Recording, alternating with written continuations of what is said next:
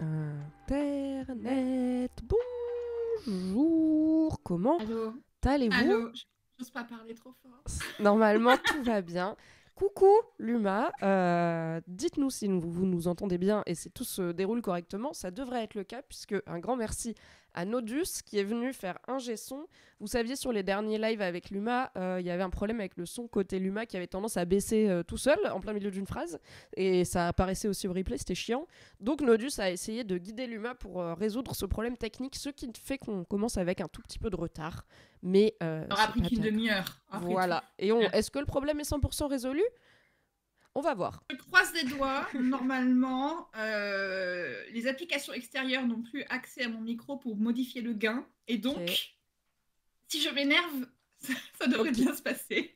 Aucune raison de s'énerver. Isaline, coucou Isaline sur le chat Non. nous dit ça a l'air d'aller. Ça va très bien dans mes oreilles aussi. Donc, croisons les doigts, touchons du bois et embrassons Nodus pour que ça dure. Comment vas-tu, Luma? Ça va bien. Ça va bien, mieux que la semaine dernière en termes d'émotion par rapport aux séries télé? Ça va bien en termes d'émotion par rapport aux séries télé. Globalement, une meilleure semaine, on va pas se mentir, vu la dernière qu'on a passée et qu'on a débriefé toutes les Tout deux à la dernière fois. fait. Et en plus, les gens ont voté Front Populaire. Alors là, c'est sympa. Comme ça, Alors, ben voilà. tu vois, on a le droit d'être de bonne humeur. Merde alors. Ah mais je me suis réveillée lundi matin, des papillons, les oiseaux chantent, les fleurs fleurissent. Le soleil, c'était beau. Ah ouais. Est-ce que t'as, comme d'habitude, je te pose la question, une petite actu, un truc que tu veux, que tu veux mettre en avant? Bah du coup, comme le Front Populaire est passé, j'ai plus tellement de trucs à mettre en avant. Donc Continuez à je soutenir vos peux députés souhaiter de aux gens de gauche. passer un bel été. Ah, c'est très beau. On va donc vous parler de The Boys épisode 7 de la saison 4 avec spoiler. Donc on va vous spoiler tout ce qui s'est passé jusqu'ici. Et dans cet épisode, c'est l'avant-dernier épisode, il n'en reste plus qu'un. Et la saison 5 sera la dernière. Avec Luma qui est spécialiste notamment d'Eric Kripke, le showrunner de The Boys, et avant ça de Supernatural, et qui fait très bien ses devoirs puisque Luma regarde tous les épisodes plusieurs fois, ce qui n'est pas mon cas, j'avoue. Il y a trop de proutes pour que je fasse ça plusieurs Attention. fois. Pour la première fois, il y a un code couleur dans ma prise de notes Waouh, cette fois-ci pour cet waouh. épisode. On dirait quand je fais du JDR. Je commence avec un code couleur et tout, et à la fin c'est le bordel. J'écris juste cheval, point d'interrogation, et je ne sais plus jamais à quoi ça fait référence. On est ensemble. Donc, en sa qualité de spécialiste d'Eric Kripke, Luma me rejoint pour un débrief de toute cette saison de The Boys épisode par épisode. Et la dernière fois qu'on s'est parlé, on sortait donc de l'épisode 6 avec la soirée chez Tech Night et les 20 minutes de violence sexuelle perpétrée à Huey. Et on était un peu refroidis. Très refroidi. On était même, on avait carrément plus d'attente pour la suite de la saison. C'est un peu là-dessus qu'on avait conclu Oui. de podcast la dernière fois, c'est qu'on était en mode genre, franchement, tant que les personnages se font pas trop maltraités de cette manière-là, et de manière aussi un peu insolente, parce que du coup, tu avais reporté que Eric Kripke apparemment ne voyait absolument pas de problème sur ce qui était arrivé à Ivy dans Considérer l'épisode ça 6. comme une scène hilarante. Oh, on pouvait pas se passer d'avoir un truc genre Spider-Man qui se fait dans la Batcave, genre, frère, non.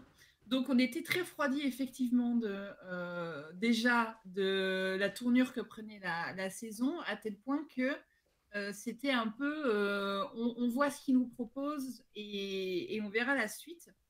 Et la suite du coup avec cet épisode 7, et je crois que pour la première fois depuis le début, on va pas tout à fait être d'accord. Non. D'après les 2-3 messages qu'on s'est envoyés avant-hier.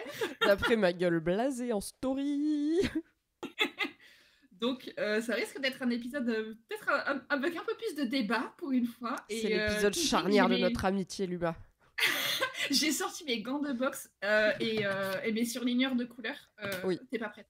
Je pense que tu vas gagner ne serait-ce que par l'immense nombre de notes que tu as prises, mon conducteur étant relativement succinct, mais je sais que tu es là pour m'aider à remplir les vides potentiels.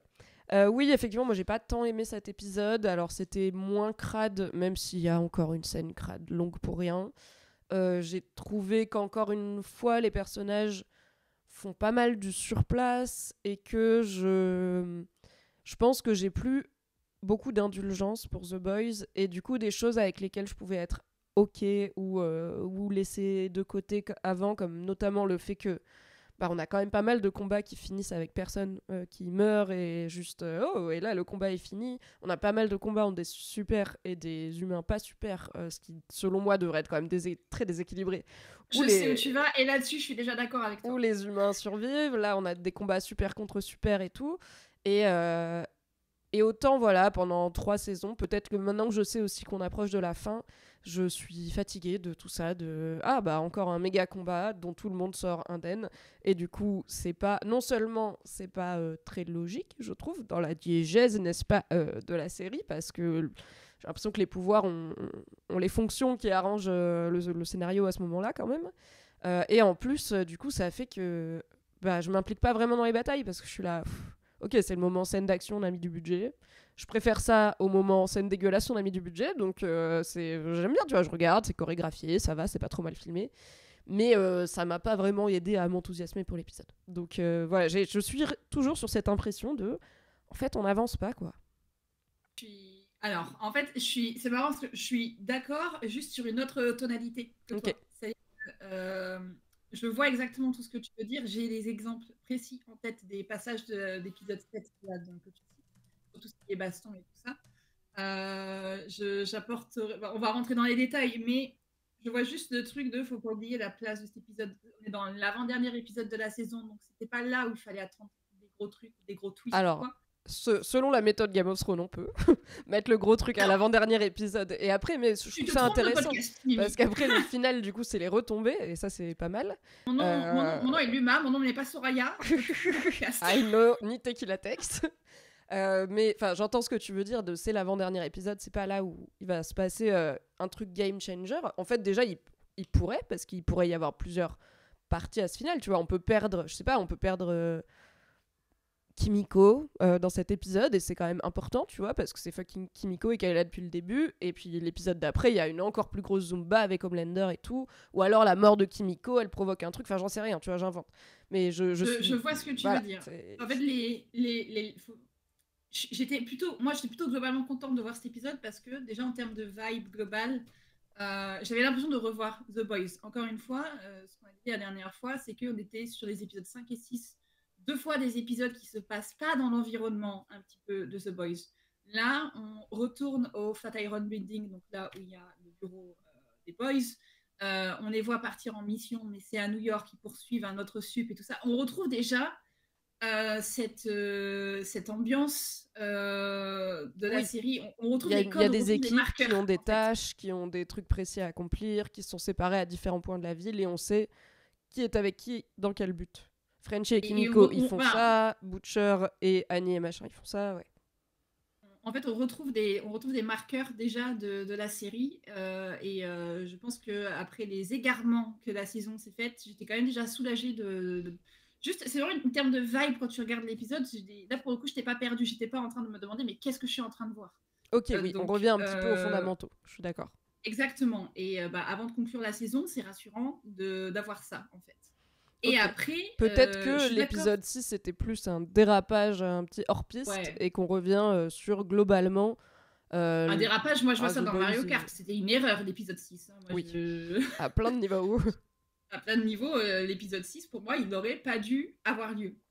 Ça aurait dû être totalement autre chose. Ils auraient dû trouver une autre idée, encore une fois, comme on l'a dit la dernière fois. Pourquoi aller essayer de faire un truc d'espionnage dans le manoir du plus grand détective du pays? Voilà, on peut commencer là et puis dérouler d'autres raisons pour lesquelles cet épisode était une erreur, mais ça tombe bien, on a fait tout un podcast dessus que vous pouvez déjà retrouver en replay. Exactement. Mais du coup, là où je resterai, même si je suis enthousiaste, assez modérée sur cet épisode 7, c'est qu'il se traîne les lacunes, forcément, ce qu'on avait dit. Mais il faut gérer maintenant ce qu'on a vu dans les épisodes précédents. Donc, je pense, et je vois du coup sur le chat, Isaline qui nous dit Frenchie qui revient alors qu'il s'était livré. On est d'accord, ça ne servait à rien que Frenchie aille se rendre aux autorités pour qu'on dise « Oh, vous inquiétez pas, Mallory, grande prêtresse, grâce à la carte mystère de la CIA et du pardon présidentiel, on peut vraiment faire des grandes choses. » Tout va bien, Frenchie sort de prison. Vous auriez peut-être même pas dû faire cette storyline avec Colin où il se retrouve plein de culpabilité à aller en prison. Enfin, les soucis, les trucs qu'on pourrait regretter sur cet épisode-là sont en fait l'accumulation de plein de trucs regrettables des épisodes précédents. C'est pour ça que je reste assez enthousiaste / mitigée sur cet épisode-là, parce que je trouve que y a quand même des parallèles intéressants. On retrouve, et pour le coup, je trouve que l'intrigue là avance. Il y a des choses qui se mettent en place qui permettent de voir. En fait, c'était le problème qu'on avait sur l'épisode 6, c'était qu'on était vraiment en mode je n'arrive pas à deviner ce qui va se passer plus tard, je n'arrive pas à avoir des attentes. Là, à la fin de l'épisode 7, je me suis dit ok, je vois ce qui va être un peu le gros climax de la saison. Ça m'a permis de me redonner un petit peu cette sensation d'urgence qu'il y a et qui est ultra importante dans The Boys, encore plus quand tu prépares ton dernier épisode de la saison. Ok. Je suis d'accord avec toi dans le fait que c'est forcément un épisode qu'on peut pas prendre à part et qui s'inscrit dans une saison qui existe déjà, et que ça pose vraiment problème du coup de se rappeler du nombre d'intrigues qui ont été lancées pour aucune raison et qui ne vont nulle part. Moi, ça me donne un peu l'impression qu'on m'a fait perdre mon temps. Si encore ces intrigues avaient été bien menées, tu vois, si on avait eu un passage vraiment intéressant avec Frenchie en prison ou qui trouve l'absolution d'une autre manière. J'avais bien aimé sa discussion sur Dieu et sur la religion. En vrai, Frenchie qui va à l'église, tu vois, ça m'aurait pas dérangé si on l'avait suivi et qu'on avait vu son personnage évoluer et trouver ce pardon qu'il recherche. Là, pour moi, c'est une perte de temps parce que ça n'a servi qu'à le sortir de l'intrigue et donner un truc à faire à Kimiko pour qu'elle puisse pas être là pendant 2 épisodes auprès des boys. Et c'est un peu pareil pour tout, tu vois. Je peux pas oublier qu'il y a 3 épisodes, le père de Huey, il est mort après avoir éventré au moins 4 personnes dans un hôpital.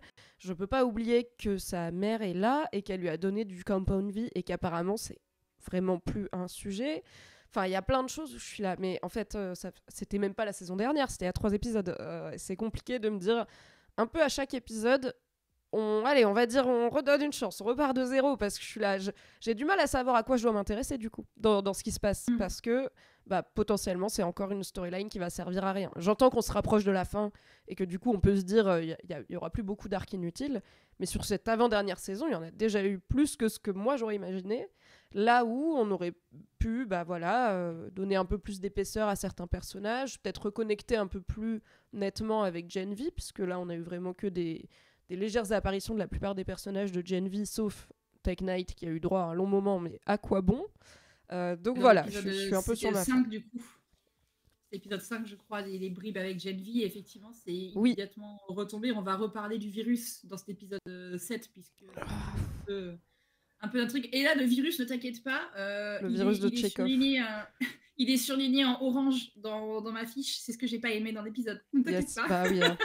C'est tragique parce que mes persos préférés c'est Frenchie et Kimiko, mais c'est toujours les persos qui ont la storyline éclatée, où j'étais vraiment en mode... ça ne change pas, ça ne change absolument pas sur... Et moi tu vois, du coup j'ai skié le drama Frenchie Kimiko, je l'ai appelé sur ma feuille, qui est surligné en rouge, et également Ryan qui reste encore une fois je comprends l'aspect sur place qui se déroule pour ça. Ah oui, carrément. Qui n'évolue pas. Pour moi, Ryan, il est complètement dans ce truc-là, alors que justement, j'avais un peu d'espoir que, avec les méthodes d'éducation de Homelander, ça change. Toujours pas. Mais il y a d'autres trucs. Ça continue à être un thème. Il est tiraillé entre ce qu'il ressent au fond de lui et ce que Homelander et le monde semblent lui dire d'être, et il essaye de trouver sa place, et en même temps, je pense que il y a quand même un peu de peur derrière, tu vois, d'être abandonné, que Homelander il aime plus et tout. Donc moi, franchement, qui l'eût cru, Ryan est un de mes persos préférés de cette saison et continue à l'être. Voilà. On est vraiment pas dans la même équipe pour le Ryan game, mais ça c'est pour moi un personnage quand il a cet aspect un peu providentiel, parce qu'en fait je fais le parallèle avec un personnage de Supernatural qui n'est absolument pas la résultante de près ou de loin de Kripke, parce que c'est un personnage qui est apparu dans la saison 13, donc très très très longtemps après que Kripke ait quitté la série, mais qui avait cet aspect dans Supernatural, c'est le fils de Lucifer, et là on est sur le fils de Homelander, donc tu as cet aspect c'est le fils d'une entité forcément un peu dont on se méfie, et avec des pouvoirs immenses, et il y a cet aspect confidentiel un petit peu de qu'est-ce qu'on va faire de ces pouvoirs, est-ce qu'on veut amener le personnage vers le bien ou est-ce qu'on va le laisser tomber de l'autre côté et tout. Et c'est un personnage pour moi qui a fait du surplace dans Supernatural. Il y a la même chose avec Ryan, et je suis vraiment en mode je n'arrive pas à être dans son équipe. Est-ce qu'on apprend de nos erreurs, Eric? Même si c'était pas forcément lui. Et c'est ça qui est fou, c'est que je suis là, j'ai déjà vu ce personnage, il m'a pas intéressé dans ma série préf, il va pas m'intéresser dans The Boys, les gars. Non. Et vraiment j'ai écrit c'est la première ligne que j'ai écrite sur ma feuille. Ryan, 2 points, on s'emmerde. Ah, moi, Alors tu que vois, c'est censé... j'ai bien aimé ces petits moments. Et aussi, on le voit pas beaucoup. Mais là, ces petits moments avec le Réal qui ensuite appelle Homelander et Homelander qui dit en fait, tu gères ça. Et Ryan qui, en fait, écoute son père qui lui dit tu fais rien que t'as pas envie de faire. Et du coup, bah, il le fait. Après, il faut partir du principe que Vote diffuserait ça en direct, ce à quoi je ne crois pas du tout. Non, Mais non, ok, ça c'est si nul. c'était que ça, tu vois, on peut suspendre l'incrédulité. On a une Ça question de Fabrice c'est... Florent. Bonjour Fabrice Florent sur le chat. Trop de viscères ou pas trop de viscères dans cet épisode qu'il a Non, moi regardé à l'heure du personnellement... déjeuner. Après Fabrice, au bout de 4 saisons, you Ouais, il should faut know plus better. regarder The Boys quand on mange. Voilà, que ça soit des scènes de cul ou des scènes gore ou les deux, il y a moyen de passer un mauvais moment. Moi, j'ai trouvé que ça allait, le niveau de viscères. En truc gore, du coup, on a 2 éléments dans cet épisode-là. On a Homelander qui... Alors, c'est pas qu'il arrache un bras au mec, c'est qu'il part de l'épaule, mais il coupe un gars en 2 au niveau du Ouais, torse. il le déchire en 2. Et je trouvais ça plutôt original. Oui. Je trouvais ça plutôt cool. Du coup, le personnage de Web Weaver, qui pense être le traître, qu'il recherche depuis le début de la saison parce qu'ils savent qu'il y a une fuite dans les Seven, enfin en tout cas dans Vote, et ils pensent que c'est Web Weaver. Ils se trompent parce que Homelander est maintenant conseillé par Firecracker, qui, on l'a vu, n'est quand même pas de couteau depuis ses aiguisés du tiroir à tous les niveaux, qui du coup amène une dynamique de Homelander était censé être un peu conseillé par Sage et maintenant il se tourne vers Firecracker et on voit bien que ça contrarie Sage. Donc voilà, il tue Web Weaver un petit peu pour rien alors que c'était un peu un raté. Et après, on a Frenchie qui doit, dans l'urgence, scier la jambe de Kimiko. Ça, c'était dur. Parce que ça, c'est beaucoup plus réel, tu vois, que Homelander qui littéralement déchire un gars en 2, quoi. C'était vraiment un gros plan de c'est un humain. jambe avec une vieille scie et on dirait juste une personne qui se fait couper la jambe, ça arrive dans la vie, tu vois. J'étais vraiment en mode, ah, c'est dur. C'est pas scandaleusement gore, mais c'est juste beaucoup plus dérangeant pour moi que des bêtises de super-héros, quoi. Bonjour le chat, bonjour Guppy. Bah, c'est que là, Frenchie, c'est un humain qui fait l'action, donc immédiatement, c'est à ça que servent les boys, c'est qu'on relate beaucoup plus à une action qui est faite par un humain que par quelqu'un qui a des super pouvoirs. J'ai pas détesté le fait que ce soit la jambe qui soit visée. En fait, je trouve ça... J'aime pas tous les bails qui sont faits avec le virus. C'est pas bien fait, c'est pas bien géré, c'est pas bien amené. J'aurais voulu que ce soit complètement différent. Pour moi, il n'y a pas assez d'enjeux, c'est pas assez important, c'est pas assez gros. Bref, ils ont diminué le virus, alors pour moi, ça aurait dû être un climax de ouf. Néanmoins, je trouve ça intéressant que Samir, qui du coup est un peu enfermé par les boys pour continuer à développer ce virus depuis qu'il a été kidnappé par Butcher, là, Samir va piquer Kimiko avec le virus dans la jambe. Le gars, on lui a coupé la jambe. Il y a un lien très logique en fait. Donc j'étais là, ok, là il y a l'urgence de il faut scier la jambe avant que le virus n'aille trop haut. J'imagine que sa jambe va repousser parce que du coup si le virus oui, on voit ça. Il y a un plan très court sur sa bébé jambe qui est littéralement le même plan qu'il y a eu dans Deadpool, qui lui aussi a un membre qui repousse. Donc oui, elle a une bébé jambe qui est en train de repousser. C'est quand même bien de la chatte que le virus n'ait pas atteint ses pouvoirs ou quoi. Enfin franchement, je suis là. Du coup, on s'en fout, tu vois. En fait, ça sert à quoi cette scène ? Ça sert à faire que Samir, il s'enfuit. Mais il s'enfuit où ? Il est dans une ferme qui appartient à Stan Edgar. Il manque une jambe. Unijambiste, sous-nourri, trauma 4000. Il va où ? Tu vas où ? Est-ce qu'il a ne serait-ce qu'un iPhone ? Je ne crois pas. Donc, je suis là. En fait, ça sert à quoi de faire... Ok, on coupe la jambe de la meuf qui a les membres qui repoussent. Donc, good. Et on sait que du coup, le virus, il existe. Mais c'est Frenchie qui a dit au gars comment le faire, donc je suis là, du coup Frenchie peut le faire, enfin... I am lost. Le virus ne va nulle part, puisqu'on avait ce virus qu'on pensait être un gros truc à la fin de Gen V, qui finalement n'est pas un gros truc dans le laboratoire de Newman. Après, on s'est dit, ouais, mais c'est pas grave, Samir, il va pouvoir l'extraire des animaux qu'on a vu dans l'épisode 5, il va en faire un gros truc. Et là, maintenant, toujours pas, parce que maintenant, c'est à Frenchie d'extraire le virus de la jambe de Kimiko pour... Et les gars, votre virus, il... donne même pas la grippe, quoi. Enfin, oui, et il me semble que médicalement, extraire un virus d'un corps mort, d'un tissu mort, ça ne fonctionne pas comme ça, les virus. Les virus sont des organismes vivants. Et pareil, je pense pas que ça... Mais bon, c'est le trope du truc de zombie, tu vois. Tu te fais mordre, il faut couper avant que ça atteigne le reste du corps. Mais on dirait plus une infection ou une gangrène qu'un virus. Quand t'attrapes un virus, t'as pas genre... Ça... Tu vois pas où tu l'as attrapé et ça se répand sur ton corps comme ça, tu vois. C'est là où c'est pas logique, c'est que dans Gen V, il précisait bien que en fait, le virus en question va attaquer la molécule de compound V qui est dans le sang. C'est pas juste un truc, c'est pas une piqûre de moustique qui se répand. Oui. Ça va directement dans le sang et je pense qu'on peut pas tellement contrôler le sang quand il va dans le corps. Bah, a Ça aurait dû priori, en aller 2 beaucoup battements plus de vite. cœur, ça fait le tour, hein, donc tu coupes la jambe si tu veux, mon gars, mais peut-être faut plutôt la transfuser, quoi. Le temps que Frenchie coupe, le virus il aurait déjà dû être répandu dans tout le corps de Kimiko et Kimiko aurait dû mourir. Je suis Et pas, virusologue, mais ok, si c'était que ça. Vraiment, ça, c'est des trucs où je suis prête à... Tu vois, je viens de me taper toute la saison 1 de Grey's Anatomy pour un podcast, et je suis prête à suspendre mon incrédulité pour des trucs médicaux en me disant, je pense pas que ça marche comme ça, mais pour le drama, ça marche comme ça, ok. C'est plus genre, voilà, encore une fois, scénaristiquement...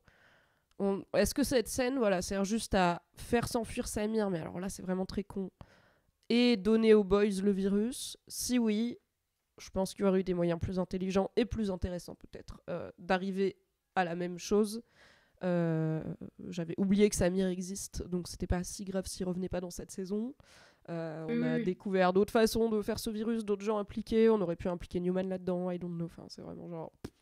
Non, mais c'est que de tout le virus, je pense qu'en fait, ils se sont retrouvés. C'est un peu je sais pas, le principe de bombe atomique ou un truc comme ça, d'un truc trop puissant que tu es obligé de réduire.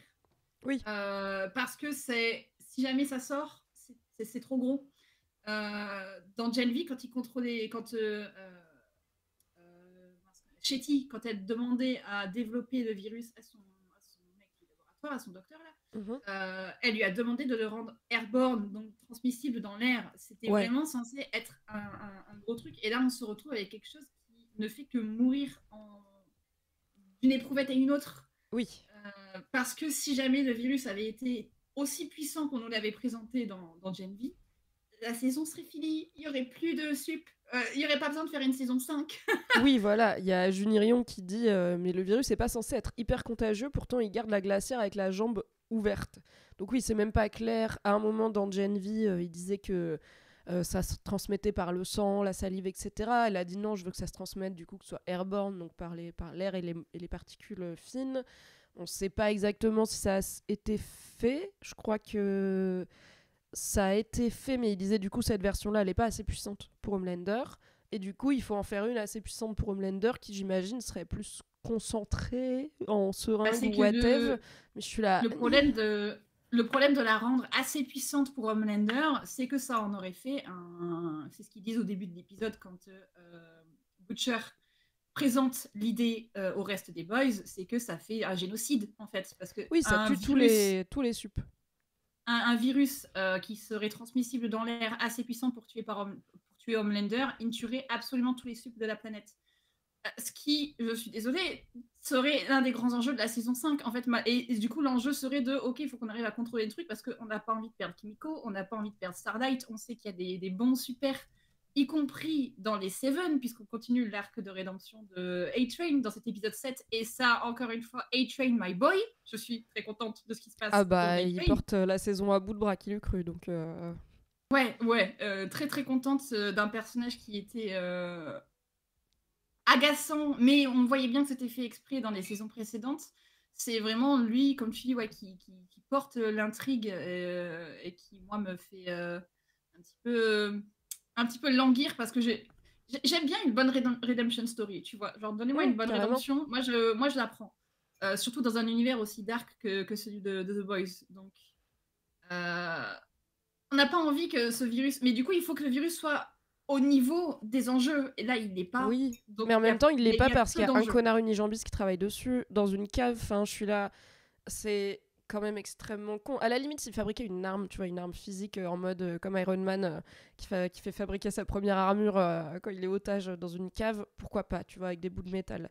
Mais fabriquer un virus hyper spécifique dans une cave humide avec du matériel de chantier et des burgers, je suis là, bon, mais en fait, il faut...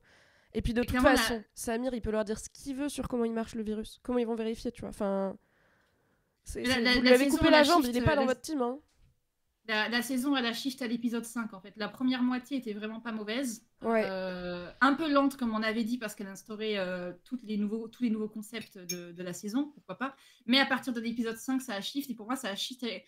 L'épisode 6 est très mauvais. Il se passe plein de choses qui n'auraient pas dû se passer, certes. Mais le vrai problème, c'est l'épisode 5, en fait. Oui, Et là, on parce se qu'on retrouve commence avec à très perdre le conséquent. fil, quoi. Complètement. Merci beaucoup Alexis pour le resub. Coucou à Léo, coucou à Frison et coucou à Muriel qui nous rejoignent tranquillement. On a déjà eu Je vais l'arc essayer de rédemption avec Maeve, nous dit Fryzen. Je pense pas parce que Maeve, elle a jamais été montrée comme une méchante. Alors que A-Train, on l'a vu tuer par exemple Popclaw, sa compagne. Enfin vraiment direct féminicide quoi. Et rien que ça, on n'a pas vu Maeve commettre dans sa vie perso entre guillemets par choix ou par lâcheté des atrocités. Je pense qu'on l'a vu que malgré elle dans le cadre des Seven et on sait qu'elle se déteste et que ça l'arrange. Donc pour moi, elle n'a pas vraiment eu un redemption arc.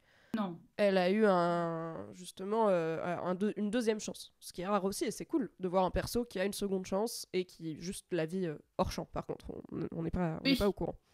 Pour moi, elle a pris une porte de sortie. En fait, un redemption arc, il faut qu'on voit réellement le personnage changer. Et là, en fait, comme on ne la voit plus, et même dans l'univers, elle est juste allée se planquer quelque part avec sa meuf dans les Caraïbes ou en Amérique du Sud, on n'en sait rien. Il n'y a pas de avant-après pour Maeve, qui pour moi avant était lâche, puisque typiquement quand Starlight s'était fait agresser par The Deep, Maeve savait très bien ce qui se passait, elle a juste dit genre suck it up girl, et voilà. Au mieux elle était lâche, et après elle s'est juste enfuie. Elle n'a pas tellement changé d'attitude en soi, c'est juste qu'elle a fait le choix de bon ben je me retire du truc, on va faire genre je suis morte et puis voilà. A-Train, il y a clairement un avant-après qui est déjà en train de se dessiner. Donc... Oui, et là, c'est le point de bascule cet épisode pour A-Train, puisqu'il révèle qu'il joue double jeu et il met la daronne à l'abri. Fabrice Florent me demande à quel point tu regrettes sur 10 de t'être engagé à regarder toute cette saison à cause de ces lives. Écoute, je ne regrette pas. Je regrette à 0 parce qu'en vrai, j'aurais regardé toute la saison anyway. Parce que j'ai vraiment commencé à lâcher prise sérieusement épisode 6. Et épisode 6, j'aurais regardé le 7 et le 8 dans tous les cas, histoire de dire je finis quand même la saison. J'ai une vraie interrogation sur est-ce que je vais regarder la saison 5 et ça dépendra pas mal de la fin de la saison 4 et peut-être des premiers échos de la saison 5 pour voir si on revient au niveau ou pas de ce que j'espère de The Boys, à savoir une satire qui a ses côtés grossiers et qui est imparfaite mais qui est mieux que ce que j'ai eu ces 2 derniers épisodes. Mais voilà, j'y suis depuis 3 saisons, c'est quand même une série atypique, c'est quand même une série qui est très regardée et donc qui fait parler, et ça c'est cool, c'est toujours quelque chose que j'aime bien. Donc je vais regarder cette saison jusqu'à la fin, évidemment, c'est sûr, et en vrai, probablement la saison 5, foutu pour foutu. Moi j'aime bien être dans la conversation, donc des fois je regarde des trucs... C'est la dernière voilà. Surtout. Oui, voilà. C'est la dernière. Donc, ouais, on remplit pas pour 15 ans. C'est ça. Il n'y a pas d'attente de oh là là, est-ce que ça va être renouvelé et tout. Non, là, moi je veux savoir la fin de l'histoire. Yes. Que ce soit bien ou pas, je veux quand même savoir. Moi personnellement, je suis toujours dans le train, malgré les horreurs de l'épisode 6. Je suis toujours dans le train, je suis dans le A-Train. Allez, chouchou. Pardon pour cette blague nulle. Tout le monde à bord du A-Train. Mais je veux connaître la fin et encore une fois, on l'a dit, certes il y a A-Train, mais l'un des personnages qui continue à porter la saison, c'est Homelander, et on veut voir ce qui va advenir Hushie. On n'a pas assez vu, mais c'est quand même toujours un petit peu intéressant ce qu'on voit de Homelander dans cet épisode-là, dans le 7. Je veux voir ce qui va se passer avec Homelander. Écoute, je te propose, commençons par là, faisons le point sur c'est quoi les plans de chaque camp. Parce que je pense que ça fait partie aussi de l'aspect confusant. C'est dans quel but déjà qu'on fait tout ça? C'est quoi le plan d'Homelander? Et pourquoi dans cet épisode on nous parle de Lee Harvey Oswald, du January 6 et d'un certain président qui aurait peut-être connu une fin plus tôt que prévu dans une rue de Dallas? Le plan de Homelander, c'est de, en premier lieu, faire un coup d'État. Il veut se débarrasser du président. Petit 1 sur la to-do, coup d'État. Petit 2, vaisselle. Il veut se débarrasser du président en place qui a été élu au début de la saison, qui est Robert Singer, qu'on n'a toujours pas revu depuis l'épisode 4 by the way. Du coup, on pour- s'en bat un peu la race.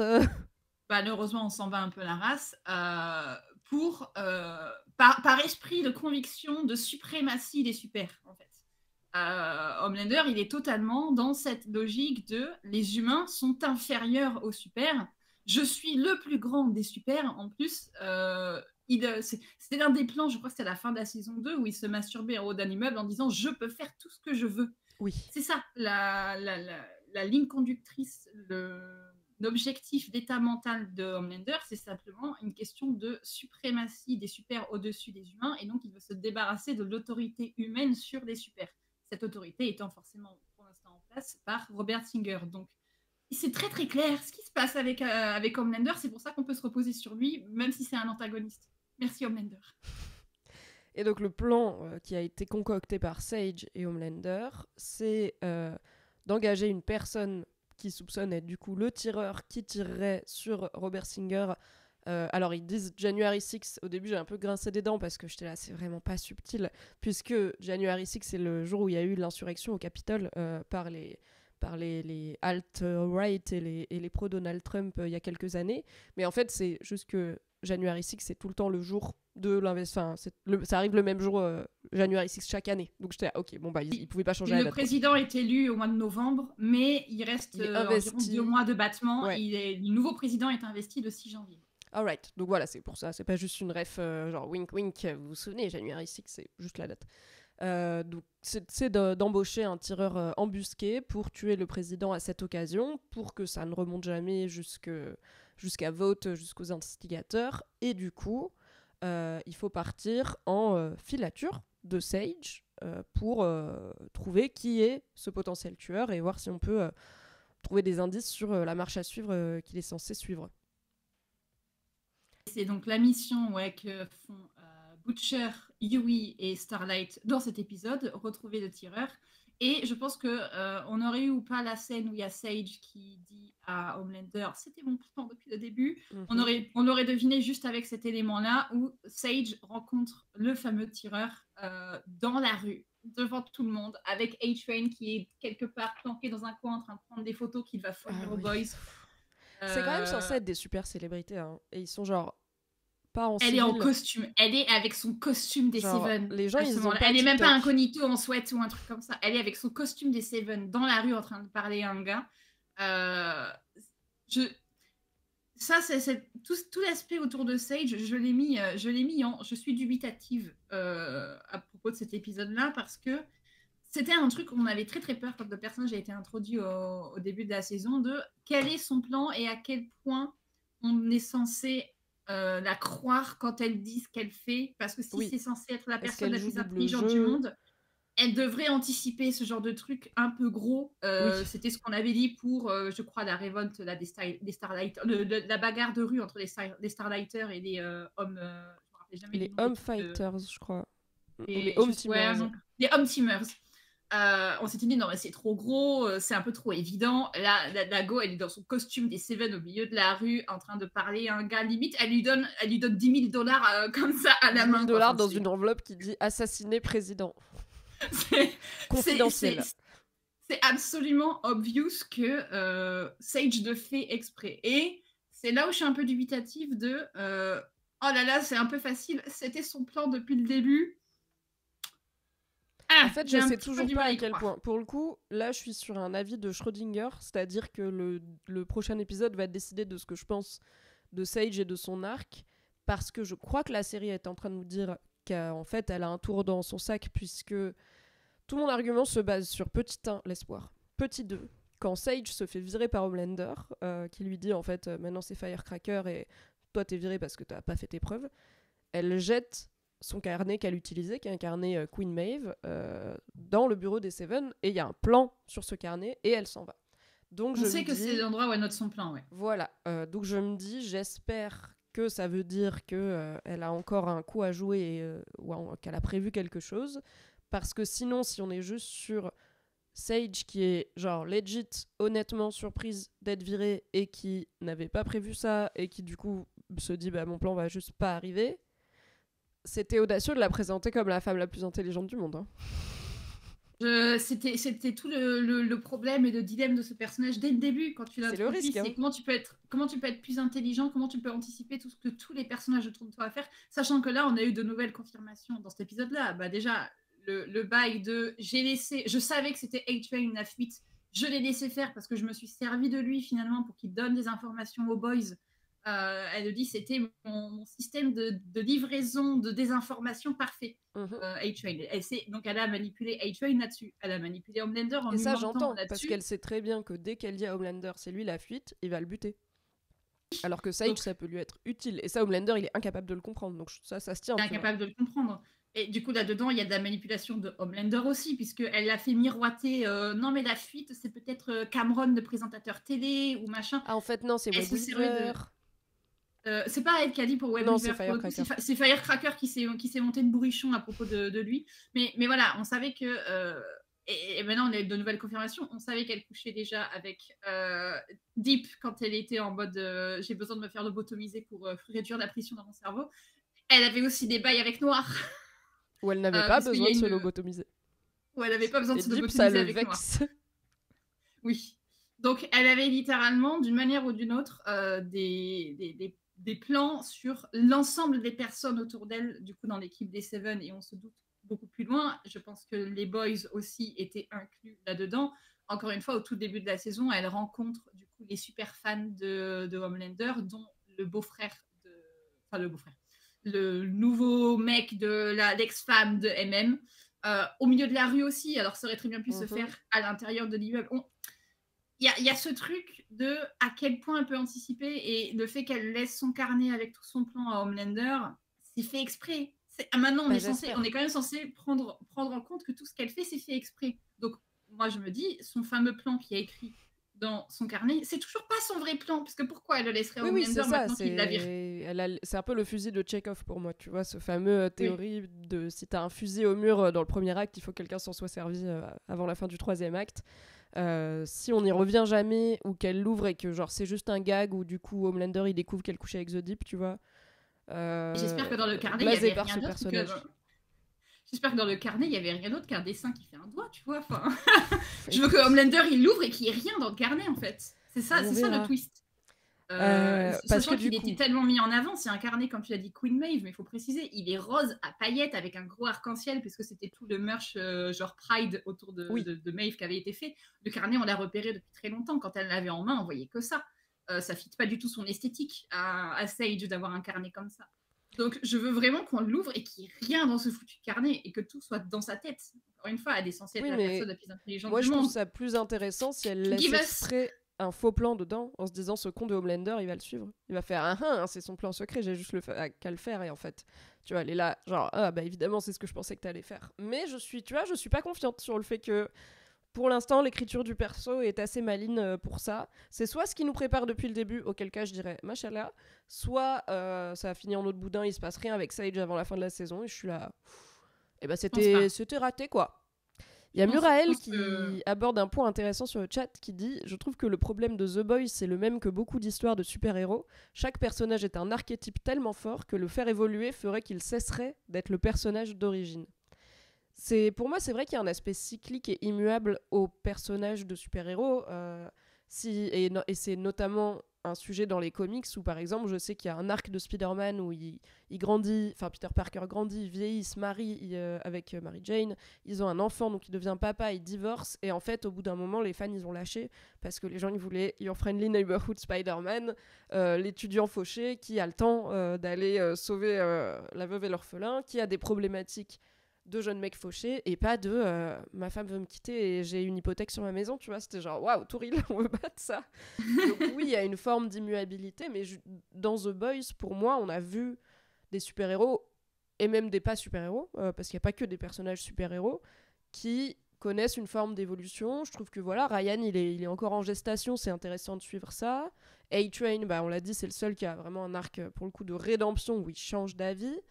Huey, rappelez-vous du Huey de la saison 1, il a quand même, on pense ce qu'on veut notamment dans cette saison-là, mais il a quand même beaucoup évolué par rapport à une forme de vicose qu'il était au début. Maeve, elle a réussi à se sortir de la situation toxique dans laquelle elle était, donc oui, les personnages peuvent évoluer, peut-être qu'ils sont un peu plus bridés que dans d'autres fictions, de par les contraintes du genre, mais pour moi, il y a une différence entre respecter des archétypes et me présenter un... En fait, pour moi, Sage, c'est un archétype que j'aime beaucoup. L'archétype du personnage trop intelligent et misanthrope. J'aime bien Sherlock Holmes, j'aime bien Dr Manhattan, j'aime bien tout ça. Bah, Sage, je trouve pas pour l'instant qu'elle représente bien cet archétype. Ce que je lui reproche, c'est pas d'être un archétype, c'est de pas bien l'être, du coup. Puis, je trouve qu'il y a un truc à pas oublier vis-à-vis de The Boys, c'est que c'est pas une histoire de super-héros, finalement. Le principe de base de la série, c'est de qu'est-ce qui se passerait dans un univers réaliste où il y aurait des super-héros. Donc, Oui, et il paraît c'est de... que Garth Ennis déteste les super-héros. Enfin, il déteste les comics, il aime pas les... Je crois qu'il aime juste Superman, et encore. Donc c'est aussi une critique d'un genre tout entier par un mec qui l'aime pas. C'est pas une satire d'un genre par quelqu'un qui l'aime de tout son cœur, quoi.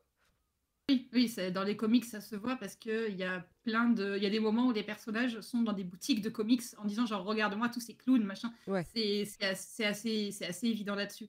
Mais du coup, les personnages de The Boys n'ont pas à être des archétypes de personnages de comics Oui. parce que l'idée, c'est la frontière entre le monstre et l'humain, que ce soit pour des personnages humains ou pour des personnages de super-héros.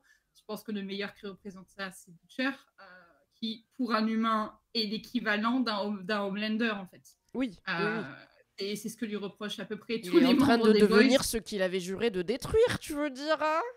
Oui, voilà, encore une fois, du coup, il s'éloigne pas du tout de comment on l'a présenté au départ, parce qu'il était présenté de base comme étant le gars qui va absolument tout faire, qui n'a absolument aucune limite. Donc il est fidèle à son archétype, entre guillemets, alors que c'est pas un super-héros. Et les super-héros de notre côté, ouais, tu prends A-Train, même Homelander, le fait que maintenant il a un fils et que je pense qu'au premier degré, il tient à son fils, malgré tous ses problèmes. Premier degré, Homelander tient à son fils. Mais parce il y a vraiment un truc il y où a les quand personnages même... se détachent Il y a des quand même cet archétypes arc de où super-héros. Homelander il se sent vieillir et c'est comme ça qu'on a ouvert la saison. Et pour moi, son fils, c'est son immortalité, tu vois. C'est justement, je vais le modeler à mon image, comme ça je continue à vivre à travers lui. Et c'est toutes ces questions d'héritage et de qu'est-ce qu'on laisse derrière soi qui ont monté la tête et à de tellement de gens puissants et les ont commis à commettre, les ont poussés à commettre encore plus d'atrocités que d'habitude.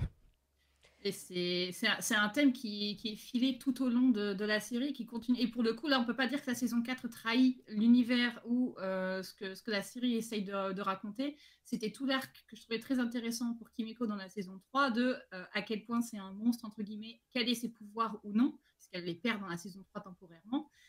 Et là, c'est un truc qui maintenant nous est présenté à travers Ashley, qui le dit à A-Train, j'ai viré mon assistant pour le sortir de cet endroit, pour pas qu'il travaille chez Vought, parce que ça va lui sauver la vie. Dans cet endroit, tout le monde devient des monstres. Et c'est une meuf qui, depuis le début, est vraiment l'humaine qui est du coup nécessairement fragile dans l'univers de Vought et qui là a tout un arc de culpabilité vis-à-vis d'avoir fait tuer Cameron, donc le présentateur télé. C'est l'humaine qui dit ça a d'autant plus de poids que ce soit elle qui dit ça à un super-héros. Oui, je vois ce que tu veux dire. Revenons-en, si tu veux bien, donc, aux deux plans. Donc, le plan du coup d'État, c'est faire assassiner Robert Singer façon JFK, faire porter le chapeau à ce tireur qui se révèle être un changeur de forme, un shapeshifter, donc pratique. Il peut changer littéralement de visage et de corps en descendant les escaliers, comme on l'a vu faire dans cet épisode. Kripke. Moi, j'ai rien contre le motif du changeur de forme qui doit littéralement s'écorcher la peau. Je trouve que c'est un twist intéressant sur un truc qu'on a déjà, enfin, un pouvoir assez classico même du folklore et des légendes, qui rajoute un côté un peu gore et un peu occulte à la chose, tu vois, et un peu animal aussi, tu vois, vraiment une mue s'opérer. Donc c'est pas très discret, hein, de toute évidence. Si tu te changes dans les escaliers, tu vas laisser des traces. Mais j'ai trouvé, ça m'a pas dérangé. Après, je crois que c'est quelque chose qu'il avait déjà fait dans Supernatural, parce que j'avais vu des gens dire recyclage, quoi. Saison 1, épisode 6, qui s'appelle Skins et qui introduit le principe de la créature du shapeshifter, qui dans cet épisode en plus prend l'apparence du personnage principal et qui ont besoin de... Alors dans Supernatural, c'est plutôt une mue complète du corps, mais qui a besoin d'un petit peu de temps, effectivement, et aussi pour changer de peau. C'est- quand j'ai vu un super shapeshifter, j'étais là. I know what you're doing. Après, tu peux jouer les classiques, y a pas, tu vois, y a pas de problème. Aucun problème. C'est pas force. Moi, c'est pas quelque chose qui m'a dérangé, même en sachant qu'il l'a déjà mis dans une autre série. Donc ça, c'est Aucun le problème plan. là-dessus, et ça marche très très bien sur un tireur, ouais. Ouais. Une fois que ils auraient tué Robert Singer, du coup, c'est sa vice-présidente Newman qui devient présidente par intérim. Et donc là, elle a Fantasy passé Calif. le deal avec Homelander et les riches dans l'épisode chez Tech Knight, où en gros, elle a dit aux milliardaires les plus puissants et aux lobbyistes les plus puissants du pays, soutenez-moi, soutenez le fait qu'on prend le pouvoir. Ils disent Plead the 25, qui est un article de la Constitution, mais en gros, voilà, on prend le pouvoir et on le lâche plus. Et en échange, moi, je ferai des trucs cool pour les super-héros, mais je mettrai aussi des gens dans des camps. Par contre, vous aurez plus de régulation, vous pourrez faire ce que vous voulez, vous serez encore plus les rois du pétrole. Ça, c'est le plan côté Newman, Homelander, machin. On est d'accord? Oui, et moi je suis assez dubitative sur Newman parce que elle est censée. En fait, il y a un vrai. Le problème que j'ai avec cette saison, c'est les informations qui circulent et des personnages qui sont au courant de choses qui sont pas censés être au courant, mais que nous on connaît parce qu'on est spectateurs et qu'on suit tout le monde. Newman, elle est censée avoir une réputation anti-super, normalement. Et Oui, pas une c'est pour ça que réputation personne sait qu'elle est super. C'est pour ça qu'elle cache le fait qu'elle-même est une super et qu'elle a des pouvoirs. Et donc, tout ce discours des lobbyistes, ils auraient pas dû la croire dans le sens où elle n'est pas censée être du côté des super du point de vue du grand public. Bah après ça, Donc, elle l'a dit, tu vois, elle a dit... Enfin, ils étaient surprises qu'elle soit là parce que c'est une démocrate, mais aussi parce que c'est une anti-super, et elle a dit, en gros, bah, comme tout le monde, je vends mon cul, hein, au bout d'un moment, contre du pouvoir et de l'argent, super ou pas super, si à la fin c'est moi la présidente, tu vois, pour moi, comme elle s'adresse à un public très... très avare et prêt à tout pour l'argent et le pouvoir, bah, je pense qu'il y a un truc de... En fait, je suis comme vous. Oui, vous croyez que j'avais des valeurs. C'était juste la meilleure façon de m'élever, de jouer là-dessus. Et maintenant, je suis au top et j'ai envie de rester au top. Tu vois, je peux l'entendre. Je reste dubitatif sur Newman. Il aurait dû avoir, entre guillemets, un reveal de ses pouvoirs auprès des lobbyistes, en fait, dans l'épisode 6. Encore une fois, l'épisode 6 qui ne fait rien comme il faut. Il aurait dû avoir un reveal de... J'en sais rien. L'un des lobbyistes qui commence à s'énerver, à dire non mais c'est un scandale, le machin, enfin, il lâche des trucs racistes envers Newman, peu importe. Hein, vu la plèbe qui était là, ils auraient pu faire dire n'importe quoi à n'importe quel personnage, et Newman, je sais pas, qui claque des doigts, qu'il explose pour révéler qu'elle est super, et là tous les lobbyistes qui passent. Il manquait. Bah non, parce que du coup là, il pense qu'il donne le pouvoir à un duo humain à Homelander et Newman. Parce que si c'est que des super-héros, je pense qu'ils vont se dire attends. Si on met que des super-héros en charge et qui nous disent oui, les super-héros c'est une race supérieure, mais vous êtes les bons humains, bien sûr on va rien vous faire, tu vois, il serait là, non probablement pas, tu vois, là il y a l'idée de finalement une coalition, la gauche trop, Newman, moi, je trouve. À l'Assemblée qui doit travailler avec les différents pans de la droite, et bah comme ça, qu'est-ce qui pourrait mal se passer? C'est sûrement une façon d'avoir un rendement très actif pour le pays, ainsi que pas du tout envie de crever en ouvrant les réseaux sociaux. Oui, Mimi, tu parles comme des socialistes. Parle-moi bien quand même. Ok. Non, mais je trouve juste que Newman se planque un petit peu trop, même si effectivement tout l'enjeu est qu'elle se révélera après le potentiel meurtre de Singer, mais elle, c'est un personnage qui fait du surplace pour le coup. Vraiment. Oui, c'est terrible. Est-ce que la fille de Newman est encore en vie, nous demande Léo Wazer. Oui. On l'a pas revu. A priori, oui. On n'a pas eu d'infos. Elle est, j'imagine, en train d'apprendre à gérer la puberté, comment mettre un tampon, et puis comment gérer les tentacules qui lui sortent de la gueule pour attaquer des gens. J'avais un truc, je l'ai perdu. C'était sur des plans des personnages. Ouais. Okay. On a fait le tour du plan de Homelander. Yes. Du coup, en face... Ah oui, si. Et du coup, Robert Singer, il sait que Newman, c'est un super, et donc il travaille avec la CIA pour essayer de la contourner sans l'alerter, parce que sinon, rappelons qu'elle fait exploser toutes les têtes. Et du coup, c'est là où les boys entrent en scène. Le but, c'était de découvrir d'abord c'est quoi le plan de Newman et Homelander. Ils l'ont découvert. Le plan, c'est de faire assassiner le président et faire un coup d'état. Et du coup, là, ils vont essayer de localiser le tireur. Et c'est tout. C'est ça, j'ai bien Le compris. but au départ, l'objectif que Singer donne aux boys, c'était pas de juste suivre Newman et découvrir son plan, c'était de la tuer. C'était ce qu'ils Oui, ont oui, essayé mais de ça, ils faire ont dans pas le tout réussi. premier épisode. Franchement, ils ont essayé. Ouais, mais oui, ils ont essayé, mais il n'y a pas eu trop, je trouve, de Non, c'était genre, bah, vous avez d'autres. essayé, vous avez raté. Bon. Ouais, Bon, mais je trouve j'arrive, qu'ils hein. n'ont pas trop insisté sur cet objectif-là. Tu vois, ils sont vite passés à autre chose. Ils passent toujours Euh, vite à autre chose dans The Boys, hein. Ouais, mais. Et de toute manière, il nous manque. C'était le truc où j'étais un petit peu enthousiaste au tout début, l'aspect un peu House of Cards, politique, CIA, machin et tout, qu'on a absolument pas eu du coup dans la saison. Et là, maintenant qu'on est à l'avant-dernier épisode, je pense qu'on peut le dire. Je suis assez. Je reste sur ma fin là-dessus, clairement. J'aurais voulu plus de scènes où. Mais tu vois, mais ne serait-ce que juste des réunions entre Singer et Mallory. Oui, oui, Où, non, mais il y où a. Singer met en doute les capacités des boys, des choses comme ça. Franchement, Enfin, au point où on en est, Singer qui se fait un café, je prends, tu vois. Ne serait-ce que pour qu'on se rappelle qu'il existe, que c'est censé être sa survie l'enjeu de cette saison, que c'est ouais. censé être un ennemi assez formidable pour que même les super-héros doivent trouver une façon de l'abattre, qui révèle pas que c'est l'un des leurs et tout, parce que ne serait-ce que dans ce qui symbolise, bah il est puissant, il a été élu président quand même, et que on passe quand même un peu trop de temps avec des moutons qui volent et des orifices divers et à fabriquer un virus dans une cave par rapport à ce... En fait, moi j'aime bien ce plot, tu vois, de... Ils veulent faire assassiner le président, il faut qu'on l'empêche, mais comment on fait si on sait pas à quoi le tireur ressemble, si on sait pas quand est-ce qu'ils vont s'y prendre, et du coup ils doivent juste enquêter pour trouver le plus d'infos possible et genre narrow it down à ils vont le faire ce jour-là à tel endroit. En vrai, c'est cool, tu vois. J'ai lu 22-11-63 de Stephen King. C'est cool le stalking de Lee Harvey Oswald. Mais c'était pas le thème finalement. Oui, bah c'est ça. En fait, la série, enfin la saison a raté son propre thème pour une série qui se veut avoir des enjeux politiques. Et ça, depuis le début, quand même, c'est un truc dont on a parlé et qu'on a même un petit peu praise au tout début de The Boys arrive super bien à parler de politique et à parler d'enjeux sociaux et tout ça. C'est une saison qui a raté d'être la saison politique de The Boys, Mm. où on suit tous les bails entre Homelander et Newman pour ce truc de lobbyiste et tout ça. En fait, on n'aurait pas dû voir les Boys dans cet épisode avec Tech Knight, par exemple. On aurait dû avoir un épisode du point de vue de Newman et quasiment on ne suit que Newman pour Bah, voir ou ces de enjeux-là. A-Train, puisque c'est un gentil, entre guillemets, infiltré chez les méchants. Ça aurait pu être les discussions qui le font basculer en mode ah non, mais vraiment, c'est des gros racistes, je peux pas, tu vois. Oui, on n'était pas obligé, et encore moins, comme on l'a dit longuement, d'envoyer le gars sans pouvoir pour qu'il aille vivre des violences sexuelles alors qu'il a perdu son père la veille, et que d'ailleurs, dans cet épisode, ça a pas l'air de l'avoir traumatisé ni l'un ni l'autre. Et puis d'ailleurs, Oui, on en il reparlera, fallait, hein, il mais. fallait fermer une parenthèse et on s'en est débarrassé, quoi.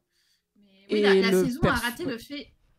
Oui, bah, en fait, la saison, on s'ennuie parce qu'elle fait du surplace. J'aurais préféré m'ennuyer parce qu'elle me parle de trop de bails politiques avec que des réunionites aiguës Mais let's de go, on voit let's tel go! machin qui parle avec tel truc. Des Et gars dans des vraiment, j'aurais bureaux voulu. qui sentent le café, qui lisent des dossiers, qui disent ah, il y a Mais oui, jurisprudence, du coup on peut faire ça. Moi, let's go! C'est pas The genre Boys, mais ça Genre pourrait. MM qui est convoqué tous les 4 matins par Mallory parce qu'ils ont fait tel truc à une convention Mhm. anti. Enfin, la convention conspirationniste et ils ont fait de la merde là-bas. Donc Mallory qui rappelle MM qu'est-ce que vous avez fait, les gars? Il y a une pauvre Bar Mitzvah qui est partie en couille à cause de vous. Machin. J'aurais voulu voir tout Ouais. l'aspect chiant, bureaucratique de la vie de l'univers de The Boys que, encore une fois, on n'a absolument pas eu parce que, c'est ce qu'on a dit sur les épisodes précédents, on est dans des micro-bulles où les trucs n'ont pas de conséquences. Il aurait fallu qu'on voit toutes ces conséquences. Et j'aurais voulu voir Singer, j'aurais voulu voir Mallory. C'est con, mais j'en avais un peu rien à foutre de voir les boys. Mais J'aurais voulu oui, voir tout ce non, qu'il y a mais je suis autour. d'accord. Parce que quand on les voit, bah, c'est souvent du surplace. Ah, Butcher, on veut pas que tu sois là. Peut-être qu'on a besoin de Butcher pour cette mission, il y a que lui qui peut nous aider. Ah non, il y a Butcher, il a vraiment fait des dingueries, on veut pas qu'il soit là. Rinse and repeat, t'as genre 4 intrigues chez The Boys, et Frenchie et Kimiko, c'est mon passé est sombre, le mien aussi. Tu ne peux pas m'aider. Crois-tu? Mais je t'aime. Pas comme ça, mais je t'aime.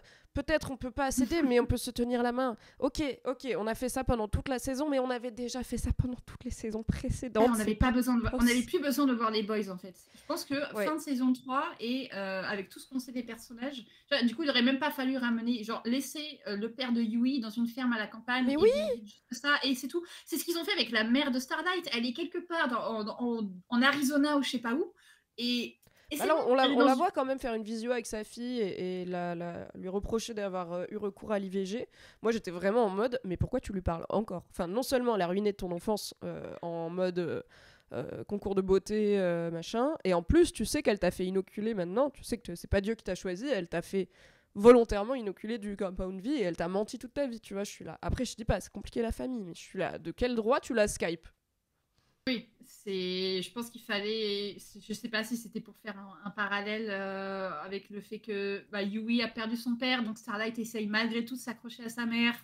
On peut s'imaginer, encore une fois, c'est marrant, tu reprochais qu'on n'avait pas assez d'aspect couple de Yui et Starlight. Là, pour le coup, ils font un peu ça dans l'épisode 7, avec une autre scène. Est-ce qu'on peut parler de ce pauvre Yui qui n'en finit pas de se faire maltraiter dans cette saison? C'est terrible. Après 20 minutes d'épisode dans l'épisode 6, où du coup il est enchaîné à une table dans la cave de Tech Knight. Là maintenant, Yui se retrouve par consentement avec quelqu'un qui pensait être Starlight, qui finalement n'est pas Starlight puisque c'est le shapeshifter. Donc sans consentement. Donc sans consentement. C'est pour ça que je disais ceux qui le pensaient être, mais du coup non. Du coup, Yui qui se retrouve encore une fois dans des violences sexuelles. Qu'est-ce que Yui vous a fait? Oui, vraiment, qu'est-ce que Jack Quaid a fait à cette équipe? Il a bonne réputation, hein, il paraît qu'il est très sympa. Qu'est-ce que ce perso a fait à Eric Kripke? Je ne comprends pas, parce que du coup, oui, eh bien, Yui est de nouveau violé dans cet épisode, puisque c'est ce qui se passe quand on... Si vous êtes dans le noir, vous pensez que c'est votre partenaire à côté, vous couchez avec, vous réveillez le lendemain, c'était pas la bonne personne, ça s'appelle pas consentir. Et quand la personne fait exprès de se faire passer pour quelqu'un d'autre, c'est encore moins ok. C'était cramé minute 1 et en que plus, c'était pas Starlight. Et déjà, quand bien même ça aurait été Starlight, je suis là, mon frère en Christ, genre, tu trouves pas que déjà elle agit chelou?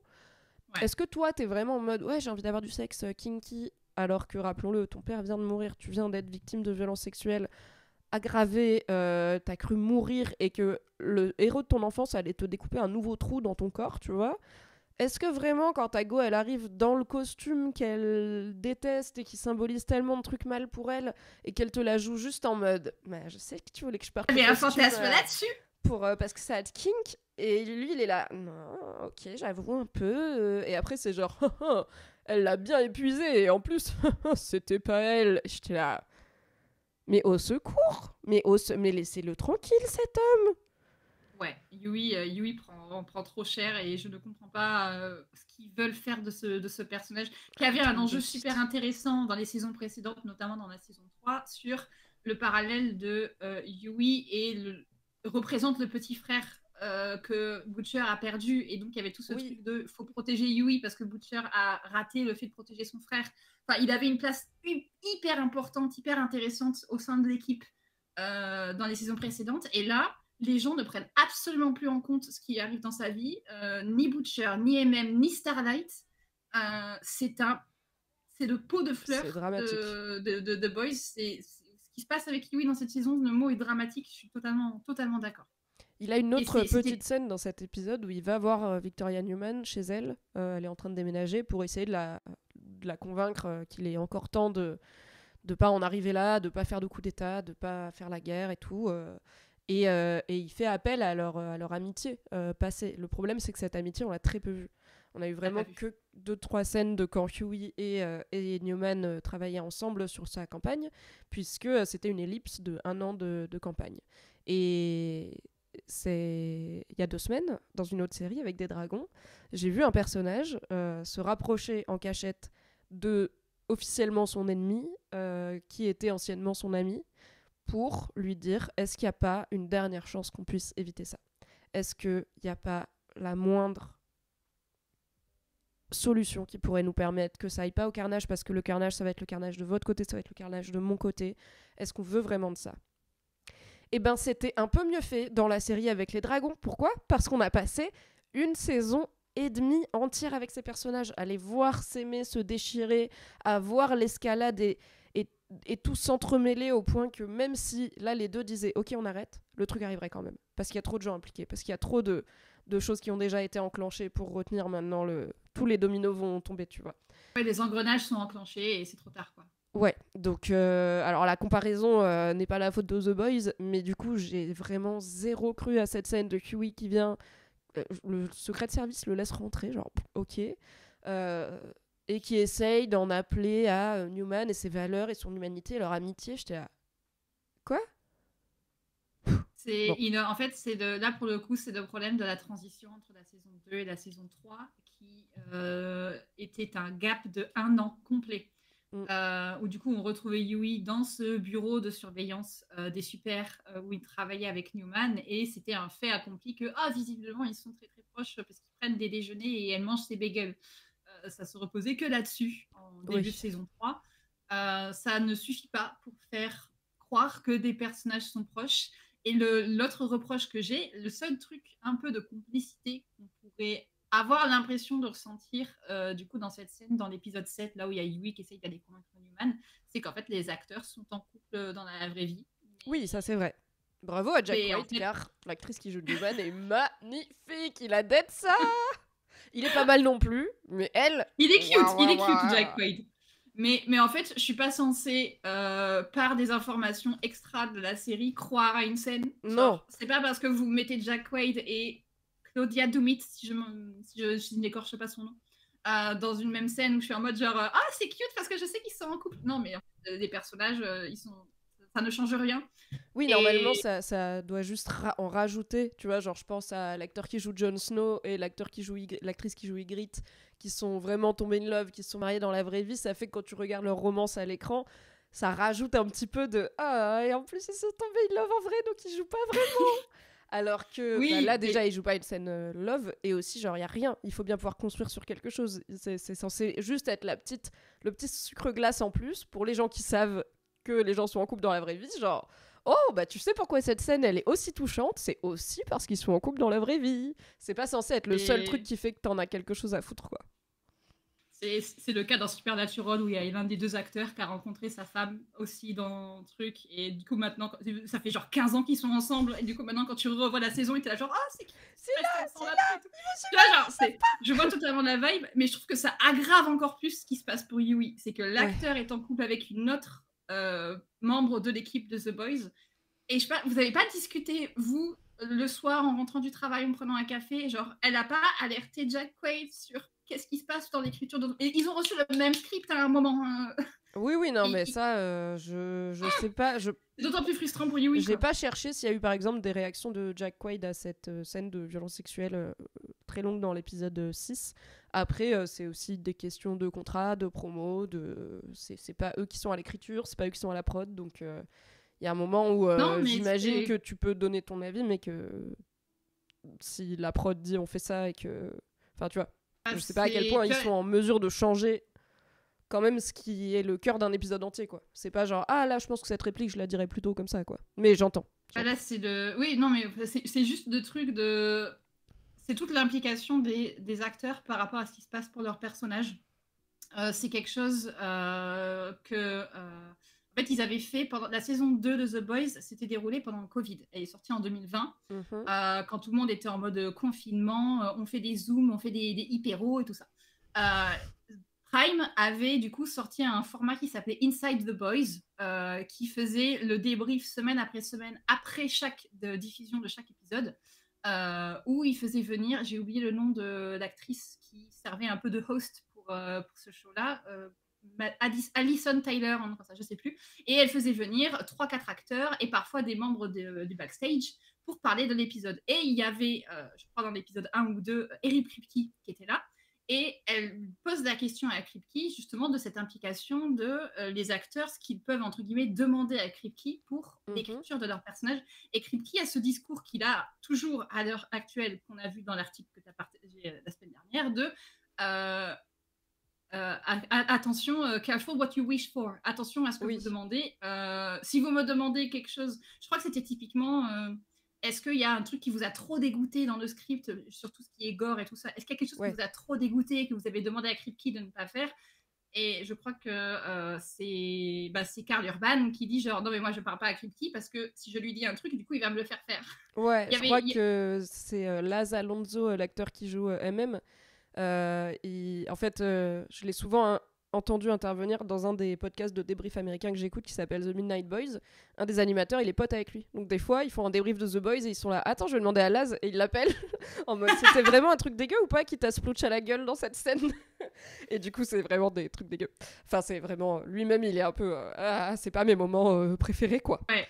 Et Mais du coup, c'est malheureusement, et je pense que c'est ce qu'on doit reprocher à The Boys, c'est entre guillemets, ce malin plaisir qu'a Eric Kripke et qui du coup se retransmet dans le reste de ses équipes d'écriture on se met pas de limites, ni même les limites que les acteurs peuvent poser, et c'est assez problématique, je trouve, si c'est quelque chose qui était un peu évoqué, Ouais. je l'ai dit, dans un podcast qui date de la saison 2, et on voit que c'est toujours le cas dans la saison 4. Il y a un côté un peu Jackass, mais dans Jackass, tout le monde... C'était pas un mec qui disait à d'autres gens de faire les trucs. C'était un mec qui décide lui-même. Dans Jackass, ils se faisaient tous mal exprès. Voilà, ils se faisaient tous mal exprès. Là, c'est Eric Kripke qui met Eric Kripke, sa Writer's Room, etc., qui met des acteurs et des actrices dans des situations pas ouf et qui peuvent les mettre mal à l'aise aussi, quoi. Après, espérons que, en tout cas sur le tournage, tu vois, personne l'ait mal vécu, personne soit senti forcé, et que c'est juste dans l'intrigue que ça ressort comme c'est des violences sexuelles qui n'ont pas été comprises par les personnes qui les ont écrites, comme malheureusement ça arrive parfois. Encore une fois, on ne sait pas exactement comment ça se passe backstage, on ne fait que spéculer sur ce qu'on voit et sur ce qu'on peut lire et entendre autour de la série, mais il y a un truc un peu sous-jacent de à quel point... Moi, personnellement, j'aime bien quand les acteurs ont leur mot à dire sur ce qui se passe pour leur personnage.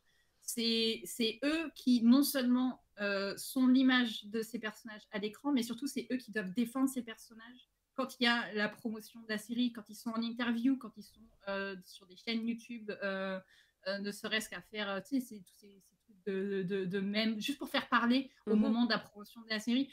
Ils sont là pour défendre à un moment ce qui se passe dans la série, ce qui se passe pour leurs personnages. J'aime bien que les acteurs ont eu leur mot à dire sur tel truc qui s'est passé pour mon personnage.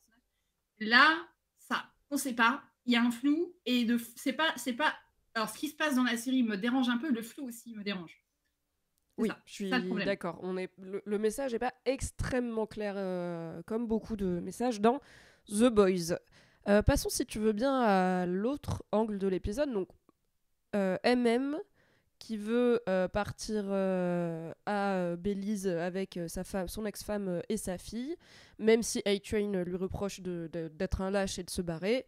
Mais évidemment, MM ne se barre pas vraiment parce que rien ne peut arriver dans cette série avec des conséquences, donc il revient à temps, puisqu'il y a bagarre dans le bureau des Boys, dans le Flatiron Building, parce que Homelander a envoyé The Deep et Black Noir tuer les Boys. Bon, juste après que... On fait maintenant The Deep et la pieuvre. Ah, tu veux pas... Moi, j'étais quand même bien partie sur A-Train et MM, parce que c'est un arc narratif depuis le début, depuis la saison 3, ça avait commencé. Faisons A-Train et MM. Il y a évolution sur ma fiche. Au début, c'était entouré en vert parce que je trouvais ça très très bien. Et après, c'est repassé en « Ah, je suis un peu dubitative sur ce qui se passe ». Il y a un parallèle qui continue à se faire entre les actions et les prises de décision de MM d'un côté et de A-Train de l'autre. Donc un humain, un super. Mais deux hommes noirs. Mais deux hommes noirs, effectivement. Où il y a tout un truc de « Ok, maintenant que je prends des décisions, elles n'impliquent pas que moi, elles impliquent des personnes autour. Pour MM, c'est pour sa famille. Et même pour A-Train, c'est aussi pour ses neveux et son frère. » Oui. Où là, il y avait un shift. Il y a ce truc de certes, ça implique nous, ça implique nos proches, et on est des hommes noirs. Du coup, ce qu'on fait a un impact forcément sur la façon dont les hommes noirs sont perçus, sur l'exemple que ça donne à tous les plus jeunes hommes et garçons qui nous ressemblent, tout ça, quoi. Chez A-Train, il y a ça, et chez MM, son appart, il est décoré que avec des trucs Black Panther, Malcolm X, etc., quoi. C'est pas forcément ce qui est le plus clair quand le personnage parle. Il n'est pas tout le temps à citer les droits civiques et le racisme systémique, mais son personnage, il est clairement codé comme il a été élevé dans la lutte contre la ségrégation, contre le racisme, etc.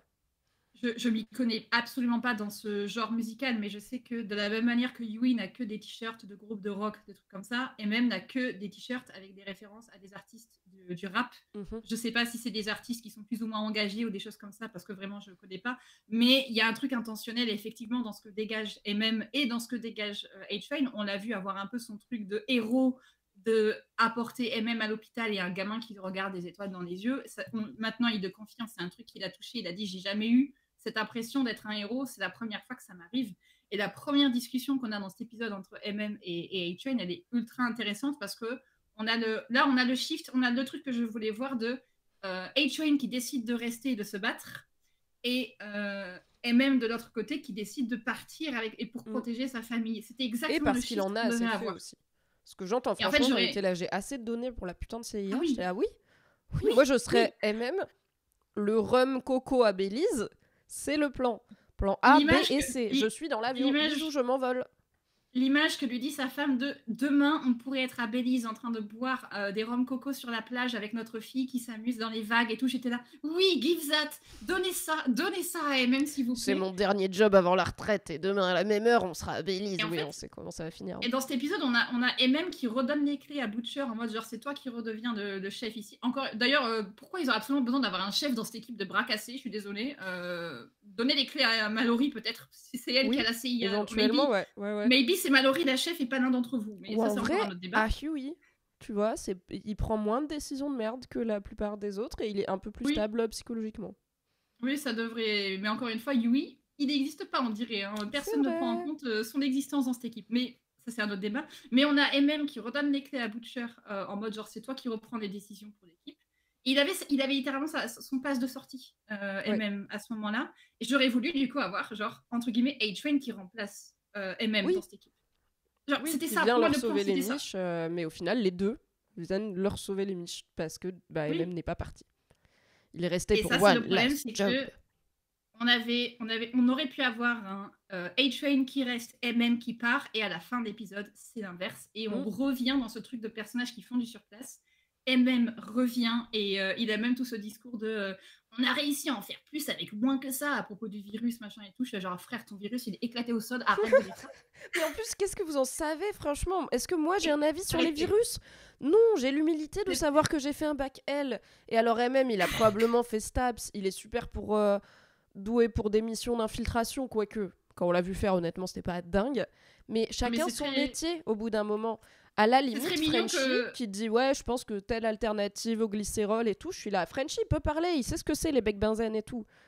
Ouais, mais Frenchie c'était plus un chimiste côté bombe. Hein. Ah non, mais c'est complètement con. Non, mais ce truc de virus, côté bombe et drogue, hein, pas nécessairement côté virus à ce niveau-là. Donc toute leur confiance envers Frenchie, c'est très louable, mais j'y crois quand même pas. En fait, je pense qu'au lieu de dire virus, il devrait juste dire poison. Il devrait dire on essaye de trouver un poison qu'on peut injecter à un super-héros et qui soit le tue, soit tue ses cellules super, donc lui enlève son pouvoir, mais si tu l'injectes à quelqu'un qui n'a pas de pouvoir, ça fait rien, parce qu'il n'y a pas les cellules auxquelles s'accrocher, tu vois. Parce que peut-être que c'est après c'est le Covid et tout, hein, mais le terme virus, je suis là... Oui. Le terme virus, il est pas choisi. Et genre, vous savez comment c'est dur de fabriquer un virus? Parce que je crois que c'est dur. Je crois qu'on s'est mis collectivement, ça a pris un moment, quoi. Est-ce que tu as vu toutes les rêves qu'il y a envers les vaccins dans cet épisode? Oui. Lorsqu'il y a l'annonce du coup l'annonce publique comme quoi Cameron, le présentateur télé, est mort, ils disent il est mort d'une rupture d'anévrisme, si je dis pas de bêtises, suite au vaccin contre la grippe. Ouais. J'étais là, can you be more obvious, s'il vous plaît, à propos du Covid? J'ai eu 3 moments dans cet épisode où j'étais là. C'est pas une mauvaise vanne, c'est une vieille vanne. Cette vanne-là, la vanne sur les NFT, vote. Alors peut-être que là, on est sur... Il y a la grève des scénaristes qui a retardé, du coup, peut-être que quand la blague elle a été écrite, elle était contemporaine. Mais je suis là... se moquer des NFT en 2024. La diégétique de la série là, actuellement, est en 2022, pas en 2024. Nous, on la voit en 2024, mais dans l'univers de la série, on est en 2022. Parce que... on sait que Homelander est né en 81, c'est dit explicitement dans la saison 3. Et tu fais mais tu fais le calcul. Tu peux calculer que la saison 3 se passe du coup en 2021 et là on est 6 mois plus tard. Non, j'entends que dans leur univers, les NFT sont encore pertinents contrairement à dans le nôtre. Mais du la coup, blague, l'aspect Covid et c'est... tout. L'écriture de la blague, c'est que nous, on sait que les NFT, c'est un truc de... C'est de la merde, et que du coup, on les voit en mode, évidemment, qu'ils vont faire des NFT. Peut-être qu'une blague plus intéressante pour des contemporains de la bulle des NFT, ça aurait été que quelqu'un mise beaucoup sur les NFT, sur les cryptos, que un personnage perde beaucoup d'argent en Bitcoin ou un truc comme ça, tu vois, quitte à en parler. Je trouve que juste faire la blague en mode, et là, ils font bien sûr des NFT, je dis, ah oui, bon, oui, d'accord. C'est pas en fait, quitte à faire une vanne là-dessus, c'est pas la meilleure, mais ok. Les NFT, je trouve que ça reste de l'ordre de la vanne, mais c'est tout l'aspect Covid, stage virus, stage vaccin, qui forcément a plus d'impact vu qu'on a ce fameux virus qui traîne et qui tourne Yes. en rond. Il y a Léo qui est pas confiant sur le chat, hein, qui nous dit quand on met un rêve de fin, ça sent vite le meurtre en fin de saison, soit pour MM, soit pour A-Train. Moi, je vois bien A-Train se sacrifier pour sauver MM. Parce que je pense que A-Train, il a mis sa famille à l'abri. Il a commis quand même des atrocités beaucoup plus graves. Enfin, potentiellement... impardonnable, notamment il a tué Popclo de sang-froid et tout ça. Donc je me dis peut-être qu'il se dirait si l'un de nous deux doit survivre, autant que ce soit lui, il a un enfant, il a une ex-femme et que peut-être littéralement il fonce au dernier moment et il prend la balle à la place de MM. Peut-être ça. Et du coup, MM il le respecte en tant que héros, d'autant plus que il est mort en lui sauvant la vie. Voilà. Le plus symbolique pour A-Train, ça serait quelque chose qui se passe au niveau du cœur, parce qu'on sait qu'il a eu une transplantation de cœur dans la saison 3, où il a récupéré le cœur d'un mec affreux, un autre super raciste qui avait causé le fait que son frère soit dans un fauteuil roulant et tout. Une balle dans le cœur, Newman qui explose le cœur de A-Train. Oh là, il s'en est passé des choses.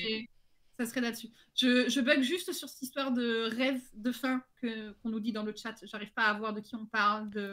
Ah non, c'est le fameux rêve de on sera à Belize en train de siroter des rhum coco pendant que notre fille elle joue dans les vagues. Oui. Oui, non, je cherchais littéralement un personnage qui dormait et qui faisait un rêve. J'étais genre non, okay, non, ça va. On n'a pas de tout ceci n'était qu'un rêve. On a des Muppets, mais on n'a pas de tout ceci n'était qu'un rêve. Et pour le coup, les Muppets ne sont pas une hallucination de Black Noir ou autre dans cet épisode. C'est bien juste un Muppet Show de Noël signé Vote. Est-ce qu'on parle de la bagarre ? Ouais, on peut parler de la bagarre. Que MM et A-Train se retrouvent, l'un et l'autre, dans le Flatiron Building. Ils arrivent en pleine bagarre entre eux, d'un côté Annie et Butcher, et de l'autre Black Noir et The Deep. On est d'accord ? Oui, il n'y a pas Huey. Oui, il est censé être allé se faire soigner la main. Huey, il est en train de parler avec Newman. Ouais. Un truc à préciser, c'est que cet épisode 7 se déroule sur 24 heures. C'est une seule journée. On a beau dire sur l'aspect temporalité, voilà, on a beau dire sur l'aspect temporalité globale de la série, ça tourne en rond, machin et tout. Intradigétiquement, il se passe beaucoup de choses dans cet épisode en même temps. Ah ça avance. Hein. C'est la même journée. Frenchie, il a le temps de sortir de tôle, de manger des burgers, de couper la jambe de sa meuf. Enfin, ça charbonne. Ça charbonne. Mais oui, du coup, il y a Homelander et Firecracker qui envoient Deep et le nouveau Black Noir enfin se débarrasser des boys. Et encore une fois, conséquence, maybe il était temps que Vote fasse quelque chose contre les boys parce que ça fait très longtemps qu'ils sont au courant qu'ils existent. Et en soi, genre, encore une fois, on est presque du côté des méchants et des antagonistes à dire genre, oh, c'est eux qui prennent des bonnes décisions. Est-ce que tu peux quand même m'inventer une raison rapidement pour laquelle c'est pas Homelander qui va ? Bonne question. Ok.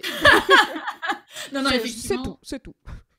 Pourquoi il envoie Tokarman Oui, Tokarman est remplaçant de Tokarman. Enfin, Tokarman est Tokar remplaçant parce que Black Noir à la base était quand même très très puissant. Est-ce que ça serait pas pour les mettre à l'épreuve parce qu'on a vu déjà Homelander mettre à l'épreuve et The Deep au tout début de la saison en mode genre vas-y va faire une fellation à A-Train et tout ça. Et là on a Deep qui vient voir Homelander en mode genre tu me demandes de tuer quelqu'un, je le fais. Je tue tous les poissons dans la mer si tu me dis de tuer tous les poissons, je m'en bats les couilles de la péta. Et c'est peut-être une ultime mise. Je pense après la trahison de Sage, il a besoin de voir qui est vraiment avec lui et qui ne l'est pas. Je pense qu'il a j'ai des choses plus importantes à faire. C'est en dessous de moi, tu vois, comme mission d'aller juste buter des gens nuls et peut-être c'est mieux si on me voit pas. Enfin, tu vois, je suis aussi la figure. Et peut-être encore une fois, là c'est spéculation parce qu'on n'a pas tellement vu Homelander s'interroger là-dessus, mais vis-à-vis de Ryan, peut-être qu'Homelander ne voulait pas être la personne qui tue Butcher. Ah, ça se tient, ça se tient, ça se tient. Genre, Ok. il sait que Ryan a quand même ce lien avec Butcher de près ou de loin. S'il veut garder un peu Ryan pour lui de son côté, ne pas être le meurtrier de Butcher, c'est maybe un bon truc vis-à-vis de Ryan, tu vois. C'est quoi, je sais pas si c'est ça. Et on peut pas dire qu'on l'a trouvé rapidement, mais on a trouvé une raison qui marche pour laquelle c'est pas Homelander qui va. Donc bravo à nous. N'hésitez pas, Prime, la Writer's Room, si vous voulez nous faire un petit chèque. Hein. Voilà, on prend Moi, des je vous droits écris des d'auteur. fanfics, hein, si vous voulez. J'ai hâte.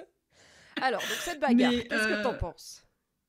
Ça faisait longtemps j'étais qu'on n'avait contente pas eu qu'on ait- une bonne bagarre avec des patates et tout comme ça, là. J'étais contente déjà de la bagarre. La bagarre, elle est cool. La bagarre, elle est bien chorégraphiée. Le seul truc qui me déplaît, c'est Butcher, frère, tu devrais être crevé, tu devrais être dead. T'aurais pas dû résister à ça. C'est quoi? C'est très compliqué quand tu mets des gens avec des pouvoirs et des gens pas avec des pouvoirs, mais qui ont des flingues, Ouais. et que t'es censé croire que ils ont des flingues quand même. Je suis là, non, vraiment non. Bof. On connaît pas exactement toute l'étendue des pouvoirs de ce nouveau Black Noir, mais on se doute que les super qui sont capables de voler, ils sont quand même placés très très haut dans la tier list des super. Et c'est le cas de ce nouveau Black Noir. Donc autant Starlight qui arrive à résister et se battre avec The Deep. Enfin, let's go girl. Oui, les mains Qu'est-ce directes que dans ça les fait branchies, du là. bien.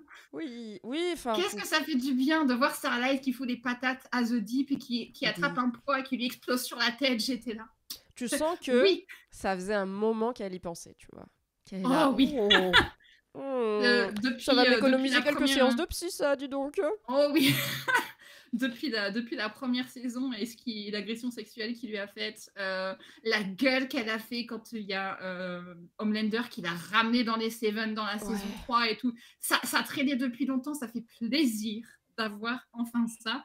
Juste dubitatif sur Butcher qui arrive à survivre à Black Noir qui lui écrase une table dessus, qui l'envoie vadaguer à travers la pièce. Le gars, il a une tumeur au cerveau depuis 5 mois sur 6 qu'il est censé survivre. Le gars, il tient sur un sirop pour la toux et un Doliprane. Mais vraiment, s'il a pas ça, il lâche là. Il n'y a plus rien qui tient. Oui, Butcher, il a le bouclier le plot armor. Oui. Comme on bouclier dit très clairement.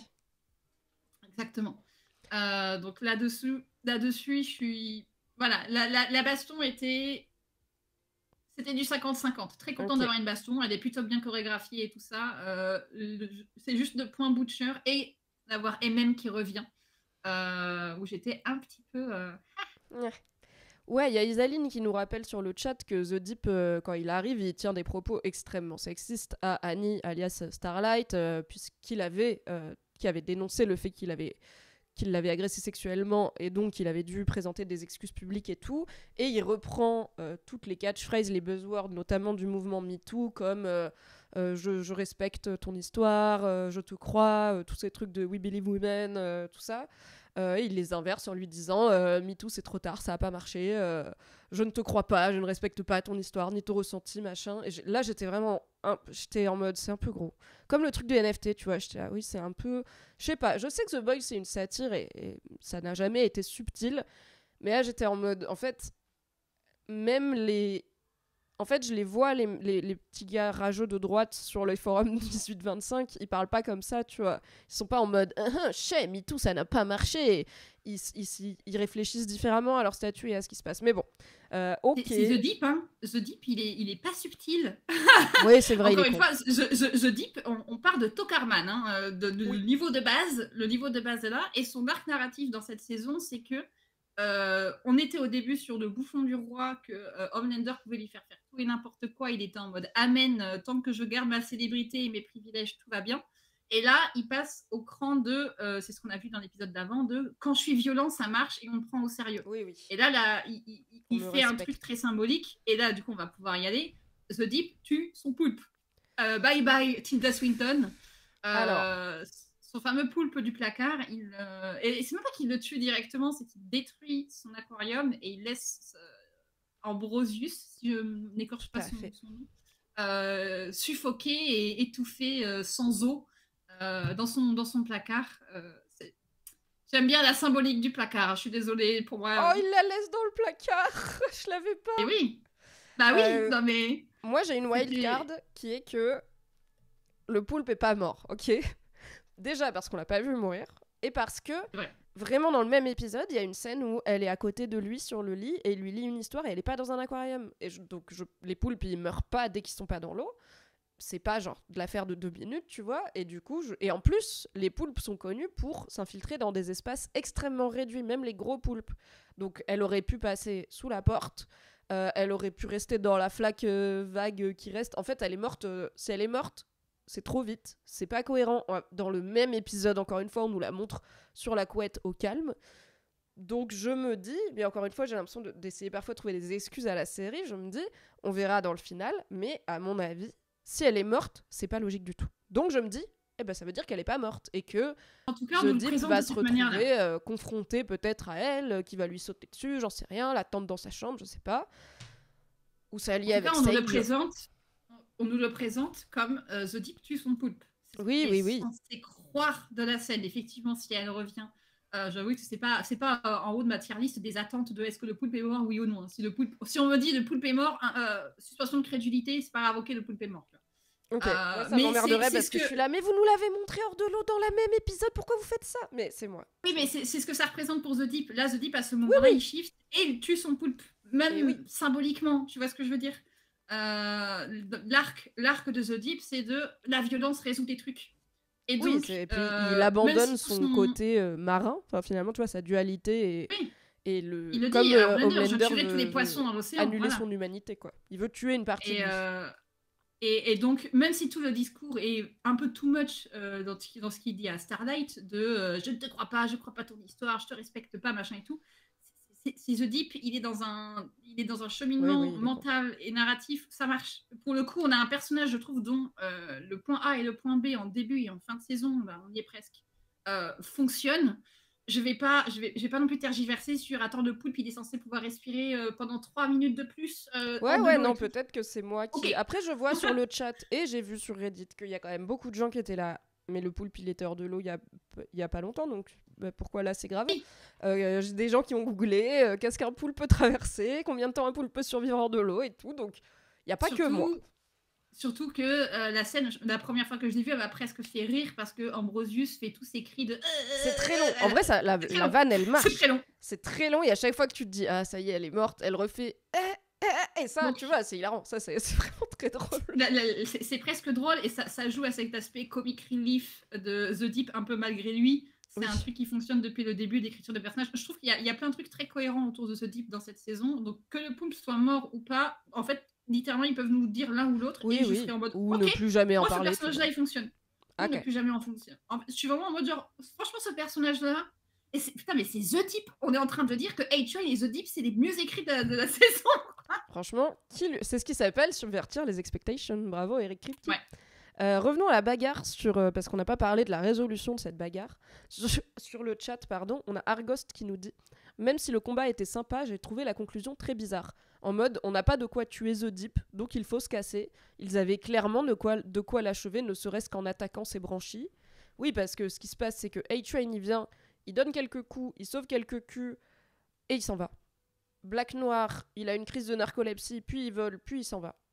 The Deep... Il est jeté par la fenêtre, Black Noir. Yes, y a MM qui lui tire dessus à la Gatling. Il est projeté par la fenêtre et c'est tout. Ok. Mais donc, oui, le gars peut voler. Black Noir peut revenir à n'importe quel moment. A-Train nous a filé un coup de main et est parti. Il faut qu'on parte parce que peut-être The Deep va se réveiller. Et je suis là. On est plus dans l'urgence, dans la fuite. Mais tu peux pas mettre le gros gun dans les branchies et voir ce que ça fait si tu tires. Je sais qu'ils sont résistants, les super-héros. Mais ils sont aussi mortels. Méthode supernatural, petite décapitation pour tester. Oui, voilà. Hein, on sait jamais. Bon, au pire, ça le ralentira, tu vois. Et vraiment, oui, ce truc de, comme a été dit dans le chat, hein, de oh là, on ne peut rien faire, nous devons vraiment partir. Je suis là, vous pourriez probablement faire des choses. Vous en êtes déjà bien sorti, donc. C'est un peu la même chose que ce que Yui dit à Newman sur on a tout le dirty sur toi, tout ce discours que tu as tenu chez Tech Knight, vous pourrez le révéler publiquement. Il y a un côté où, le moment où on va trop loin, ça va trop loin. Donc, que les boys tuent un des membres des Seven, ça serait... Ils ont littéralement tué Translucent, épisode saison 1. Enfin... What? What? Oui, tuer The Oui, Deep, ou au mais moins, je sais pas, essayer de l'enfermer, de l'incapaciter. Parce que là, du coup, c'est ok, bah il y a Black Noir et The Deep qui sont encore plus vénères contre les Seven, qui savent que A-Train c'est un traître. Rien que pour ça, tu vois, genre, maybe, tu es un des deux gars qui peut dire que t'es un traître, même si j'imagine que A-Train il va pas repasser souvent à la Vote Tower, sauf pour essayer de convaincre Ashley de partir avec lui, ce qu'elle ne fait pas. Mais je suis vraiment en mode, oui, visuellement la bataille était pas mal. Il y a eu un moment marrant quand Black Noir il se met à parler, que tout le monde est là, il parle, Zombie. Il y a eu un moment qui m'a énervé parce que A-Train met une patate à The Deep qui se baisse et qui du coup l'esquive et A-Train il tape le mur. J'étais là, son pouvoir c'est la vitesse.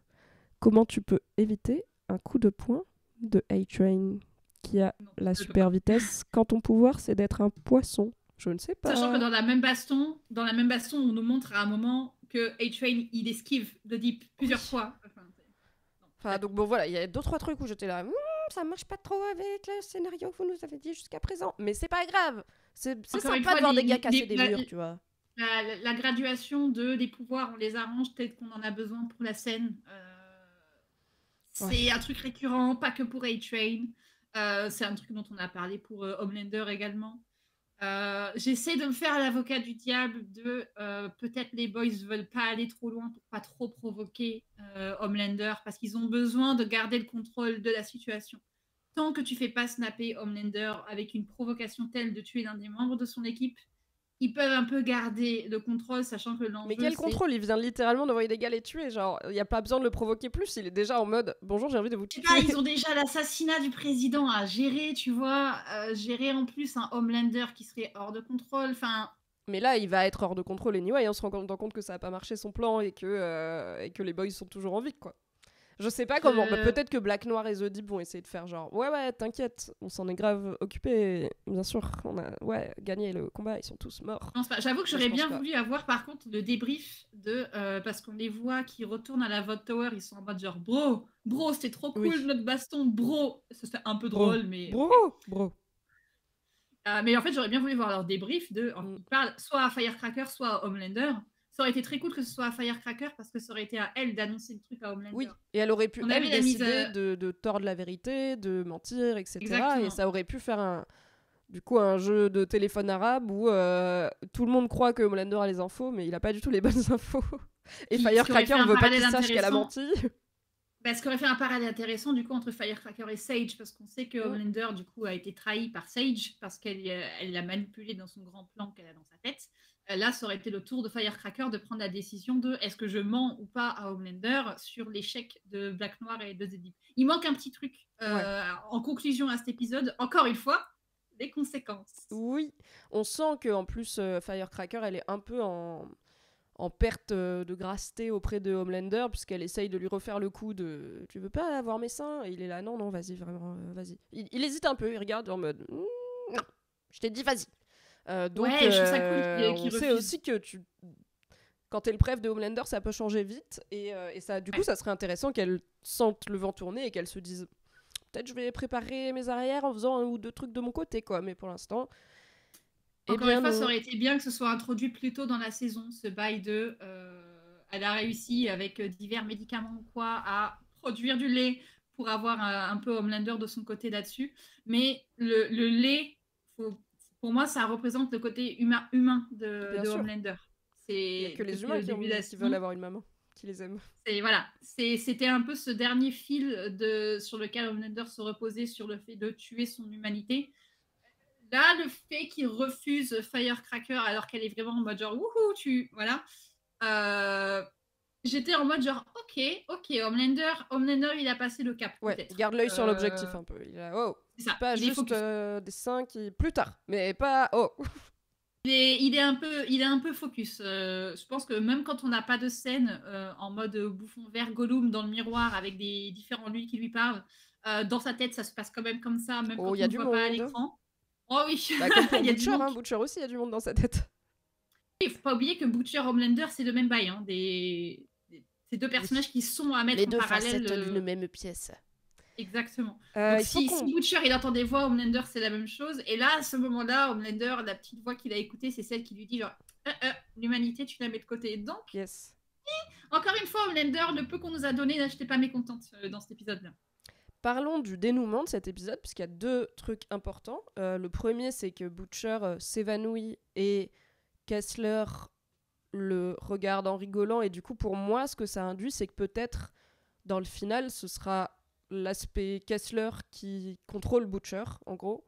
Et que du coup, on va avoir un Butcher encore plus impitoyable qu'on l'a eu. Et que ça va un peu surprendre tout le monde en mode, mec, tu t'étais calmé, mais parce qu'en fait, c'est Kessler, c'est sa tumeur qui a pris le contrôle, quoi. Une précision, c'est que dans l'épisode précédent, autant on voyait Butcher parler en même temps à Becca et à Kessler.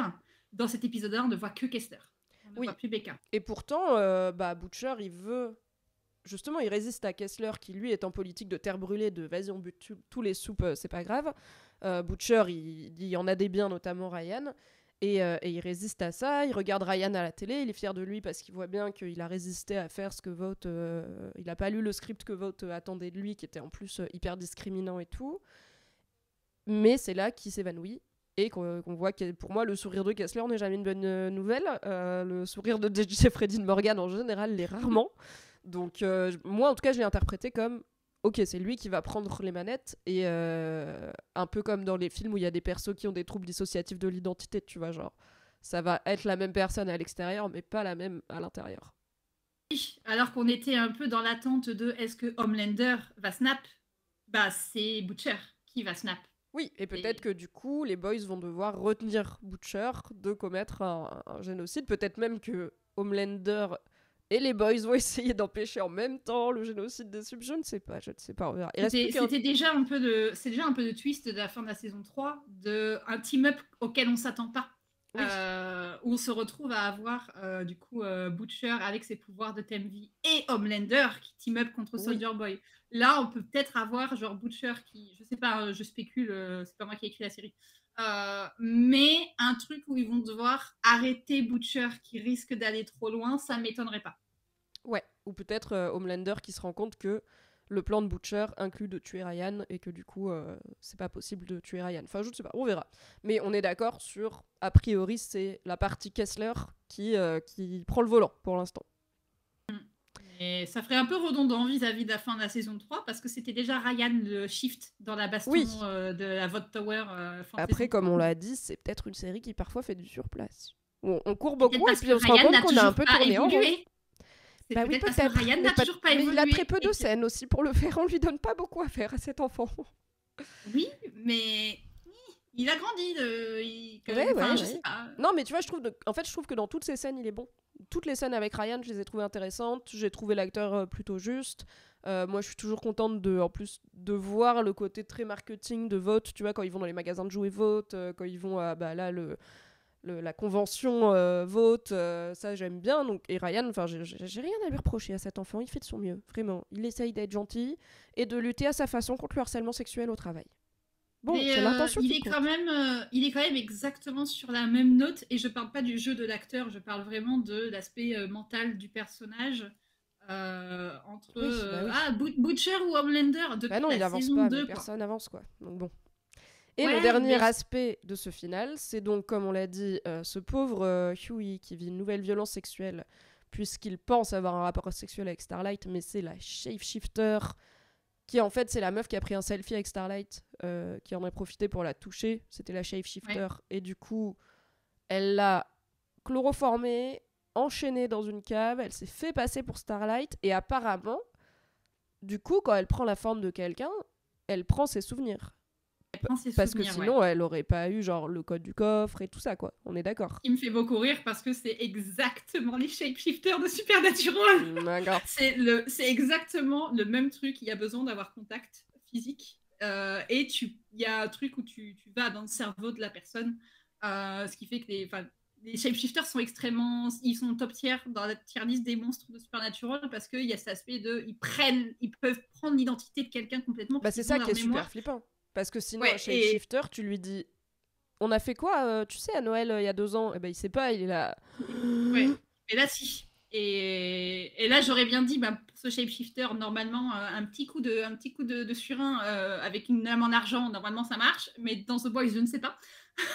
Après, peut-être que la personne n'a pas d'autre pouvoir que shapeshifter et une très bonne régénération cellulaire au niveau de la peau, et que tu lui casses la nuque, c'est ciao, hein, on sait pas. Je suis je suis très déboussolée, je comprends pas pourquoi on introduit ce perso maintenant, je comprends pas pourquoi ce perso se retourne contre The Boys au lieu de juste aller dire aux Seven, en fait, moi je gère l'assassinat, vous les gérez eux, c'est pas ma vie, tu vois. Enfin, je comprends pas pourquoi elle va récupérer les documents de Newman, du coup, parce que c'est pour ça qu'elle s'infiltre chez Huey et qu'elle se fait passer pour Starlight. C'est parce que quand Huey dort du sommeil du juste post-coïtal, elle va ouvrir le coffre où il a mis les infos sur Newman. Et je suis là, mais qui t'a demandé de... Est-ce que du coup Sage a fait exprès d'attirer The Boys vers le shapeshifter pour qu'ils puissent se faire passer pour l'un d'entre eux, pour qu'ils puissent... Je suis là, quoi ? Hein ? Je suis en train de... Alors, attention, je vais parler alors que je suis en train de réfléchir. Ah bah que ça pareil, cogite en même je suis temps. confuse. J'aurais sans doute kiffé que le personnage du shapeshifter soit introduit plus tôt dans la saison, que ce soit quelqu'un, par exemple, qui bosse pour Starlight dans sa Starlight Company, enfin sa Starlight Foundation, là, que ce soit quelqu'un sur lesquels les boys auraient pu se reposer parce que c'est le shifter qui aurait pris l'apparence d'un proche à eux, un truc comme ça. Ou alors que ça soit un genre d'acolyte de Sage qui travaille avec elle mais qui change de visage tous les jours, et du coup personne sait que c'est cette personne, ça ce serait bien, et du coup elle dit vous inquiétez pas, je connais la bonne personne pour le tireur, et nous on se dirait bah bien sûr c'est son pote métamorphe. Et depuis le début en fait Sage est la partie visible du plan parce qu'elle est dans les Seven machin et tout, et que le vrai plan de Sage c'est qu'en fait Sage c'est pas que Sage, c'est Sage plus son acolyte. Et ça aurait pu nous éviter si jamais ça avait été quelqu'un qui aurait joué double jeu à aider les boys quand ils en ont besoin, des trucs comme ça, pour aller reporter le truc à Sage, ça aurait permis d'avoir un shifter à l'intérieur de chez Tech Knight, par exemple, plutôt que d'envoyer Yui. Je suis vraiment en mode, pardon, mon cerveau. Je suis vraiment en mode genre, d'autres moyens. Maintenant que vous avez introduit un personnage de shapeshifter, moi je suis partie de comment on aurait pu utiliser ce personnage d'une autre manière plus tôt dans la saison. On aurait pu s'éviter beaucoup de conneries. C'est comme le voyage dans le temps. Ça, tout de suite, ça pose des enjeux, quoi. Il y a Argos vous nous introduisez une nouvelle idée, on voit comment l'idée aurait pu être exploitée si vous l'avez mis épisode 2 ou 3 plutôt qu'épisode 7, quoi. Mais tout comme Tech Knight, ils nous l'ont introduit comme le super détective, et en fait, ils en ont rien fait. Enfin, c'est compliqué d'introduire des persos avec des pouvoirs aussi puissants, et ensuite de leur donner des storylines décevantes, tu vois. Là, si fin d'épisode 8, fin de saison... bah juste il bute le shapeshifter une fois qu'il comprend que c'est pas Annie, je serais là, ok, à quoi bon.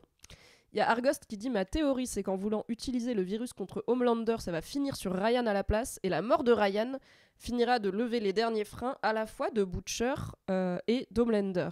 Alors c'est intéressant si Ryan y meurt en vrai, mais du coup qu'est-ce qui se passe, enfin c'est la fin du monde quoi. Homelander il va vraiment cramer toute la planète, tu vois. Je suis là, bah ça va certes lever les freins de Homelander, mais du coup il est invincible Homelander, donc comment on fait? Pardon, mais si on a, genre, si le scénar enfin, si la ligne directrice de la saison 5, c'est d'un côté Butcher qui veut tuer tous les super et de l'autre Homelander qui veut tuer tous les humains, faites-moi ça. Faites-moi ça. Ouais, mais faites-le bien, quoi. Faut que ça avance, quoi. Mais oui, c'est intéressant. La mort de Ryan qui servirait de shift. Oui, je suis désolée. Encore une fois, moi, je trouve que c'est un personnage qui, entre guillemets, ne sert à rien, ou en tout cas n'avance pas. C'est une excuse pour garder un petit peu Homelander dans un certain cadre. Oui, pour pas qu'il puisse complètement partir en vrille, quoi. Voilà, et comme tu dis, c'était son aspect immortalité de il va survivre plus tard. Enfin, il avait tout. Ce personnage-là, pour moi, a plus une fonction qu'être un vrai personnage. Oui, on a très peu sa vie intérieure, on a très peu ses émotions. Il n'existe pour l'instant que par ce rapport avec Homelander et son rapport lointain avec Butcher.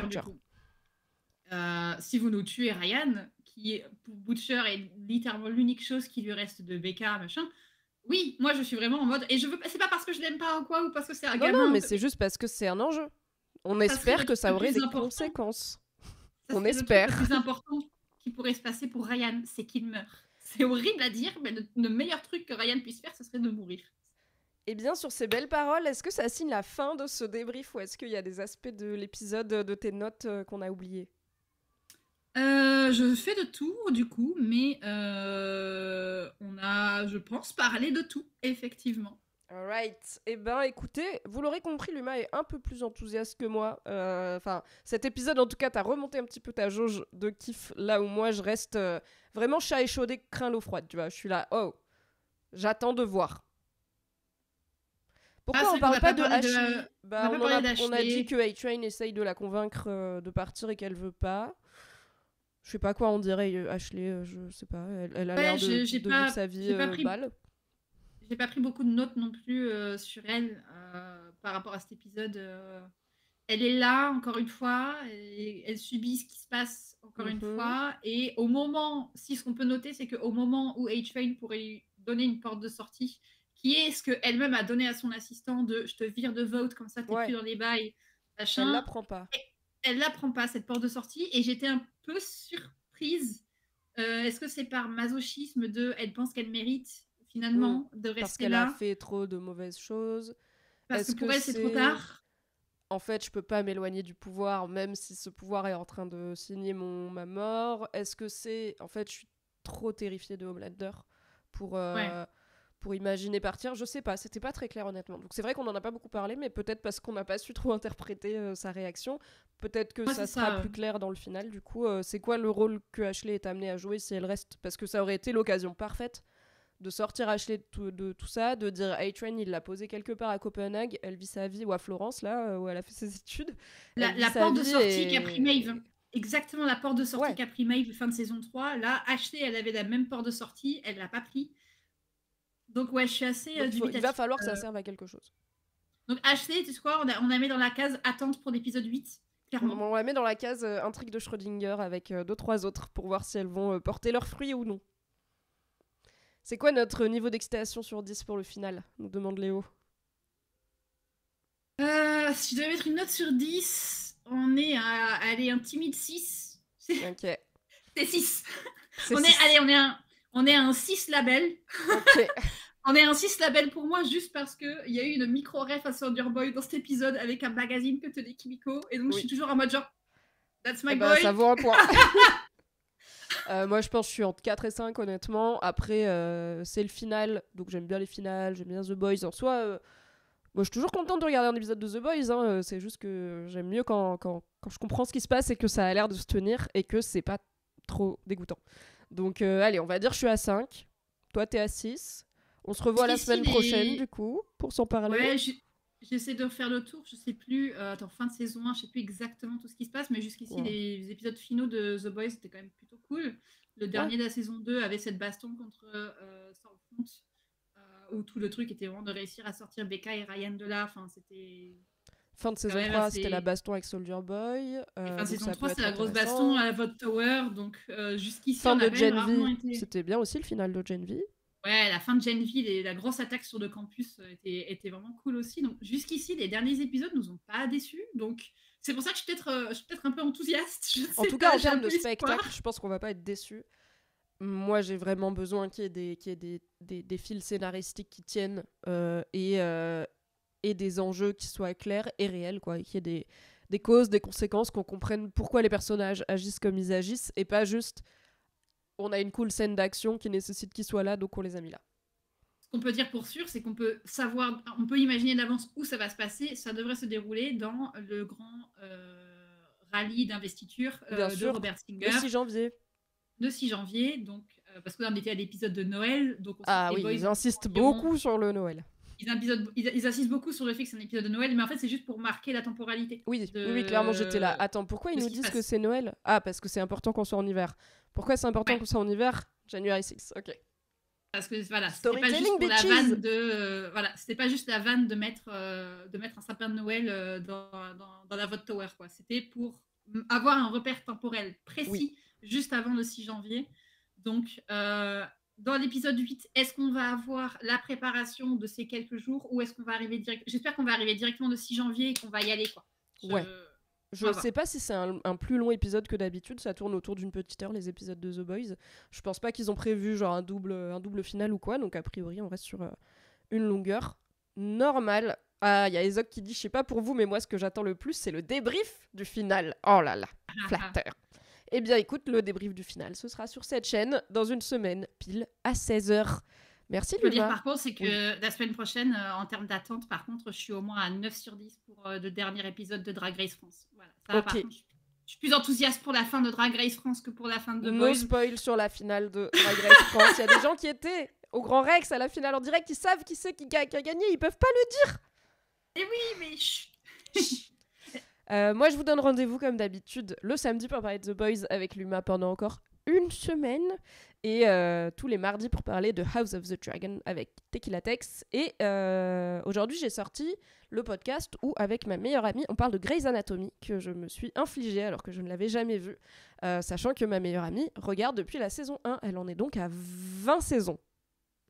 D'accord, c'est bon pour vous? Et on trouve que j'exagère avec mes 15 saisons Supernatural, quoi. Moi, j'ai fait 9 épisodes, j'étais là. Je sais pas si je vais tenir 9 épisodes. Mais je vous en parlerai au final. J'ai quand même aussi des bonnes choses à dire sur Grey's Anatomy. Je vous fais des bisous. Merci d'avoir été là pour parler de The Boys avec nous. Merci à toi, Luma, comme d'habitude. Merci à Nodus, Merci ingé Lily, son, de me qui a recevoir. passé 25 minutes à essayer de régler des problèmes de son à distance. J'espère que c'était mieux du coup pour cet épisode-là. Alors, j'ai pas eu trop à m'énerver, donc c'était sur le volume sonore. J'espère que c'était ok pour tout le monde. J'ai toujours l'impression qu'il y a des moments où le son il drop, tu vois, au milieu d'un mot, c'est comme si ton micro il était fatigué, tu vois, il a... Mais j'ai l'impression que c'est c'est moi qui suis fatiguée. Peut-être.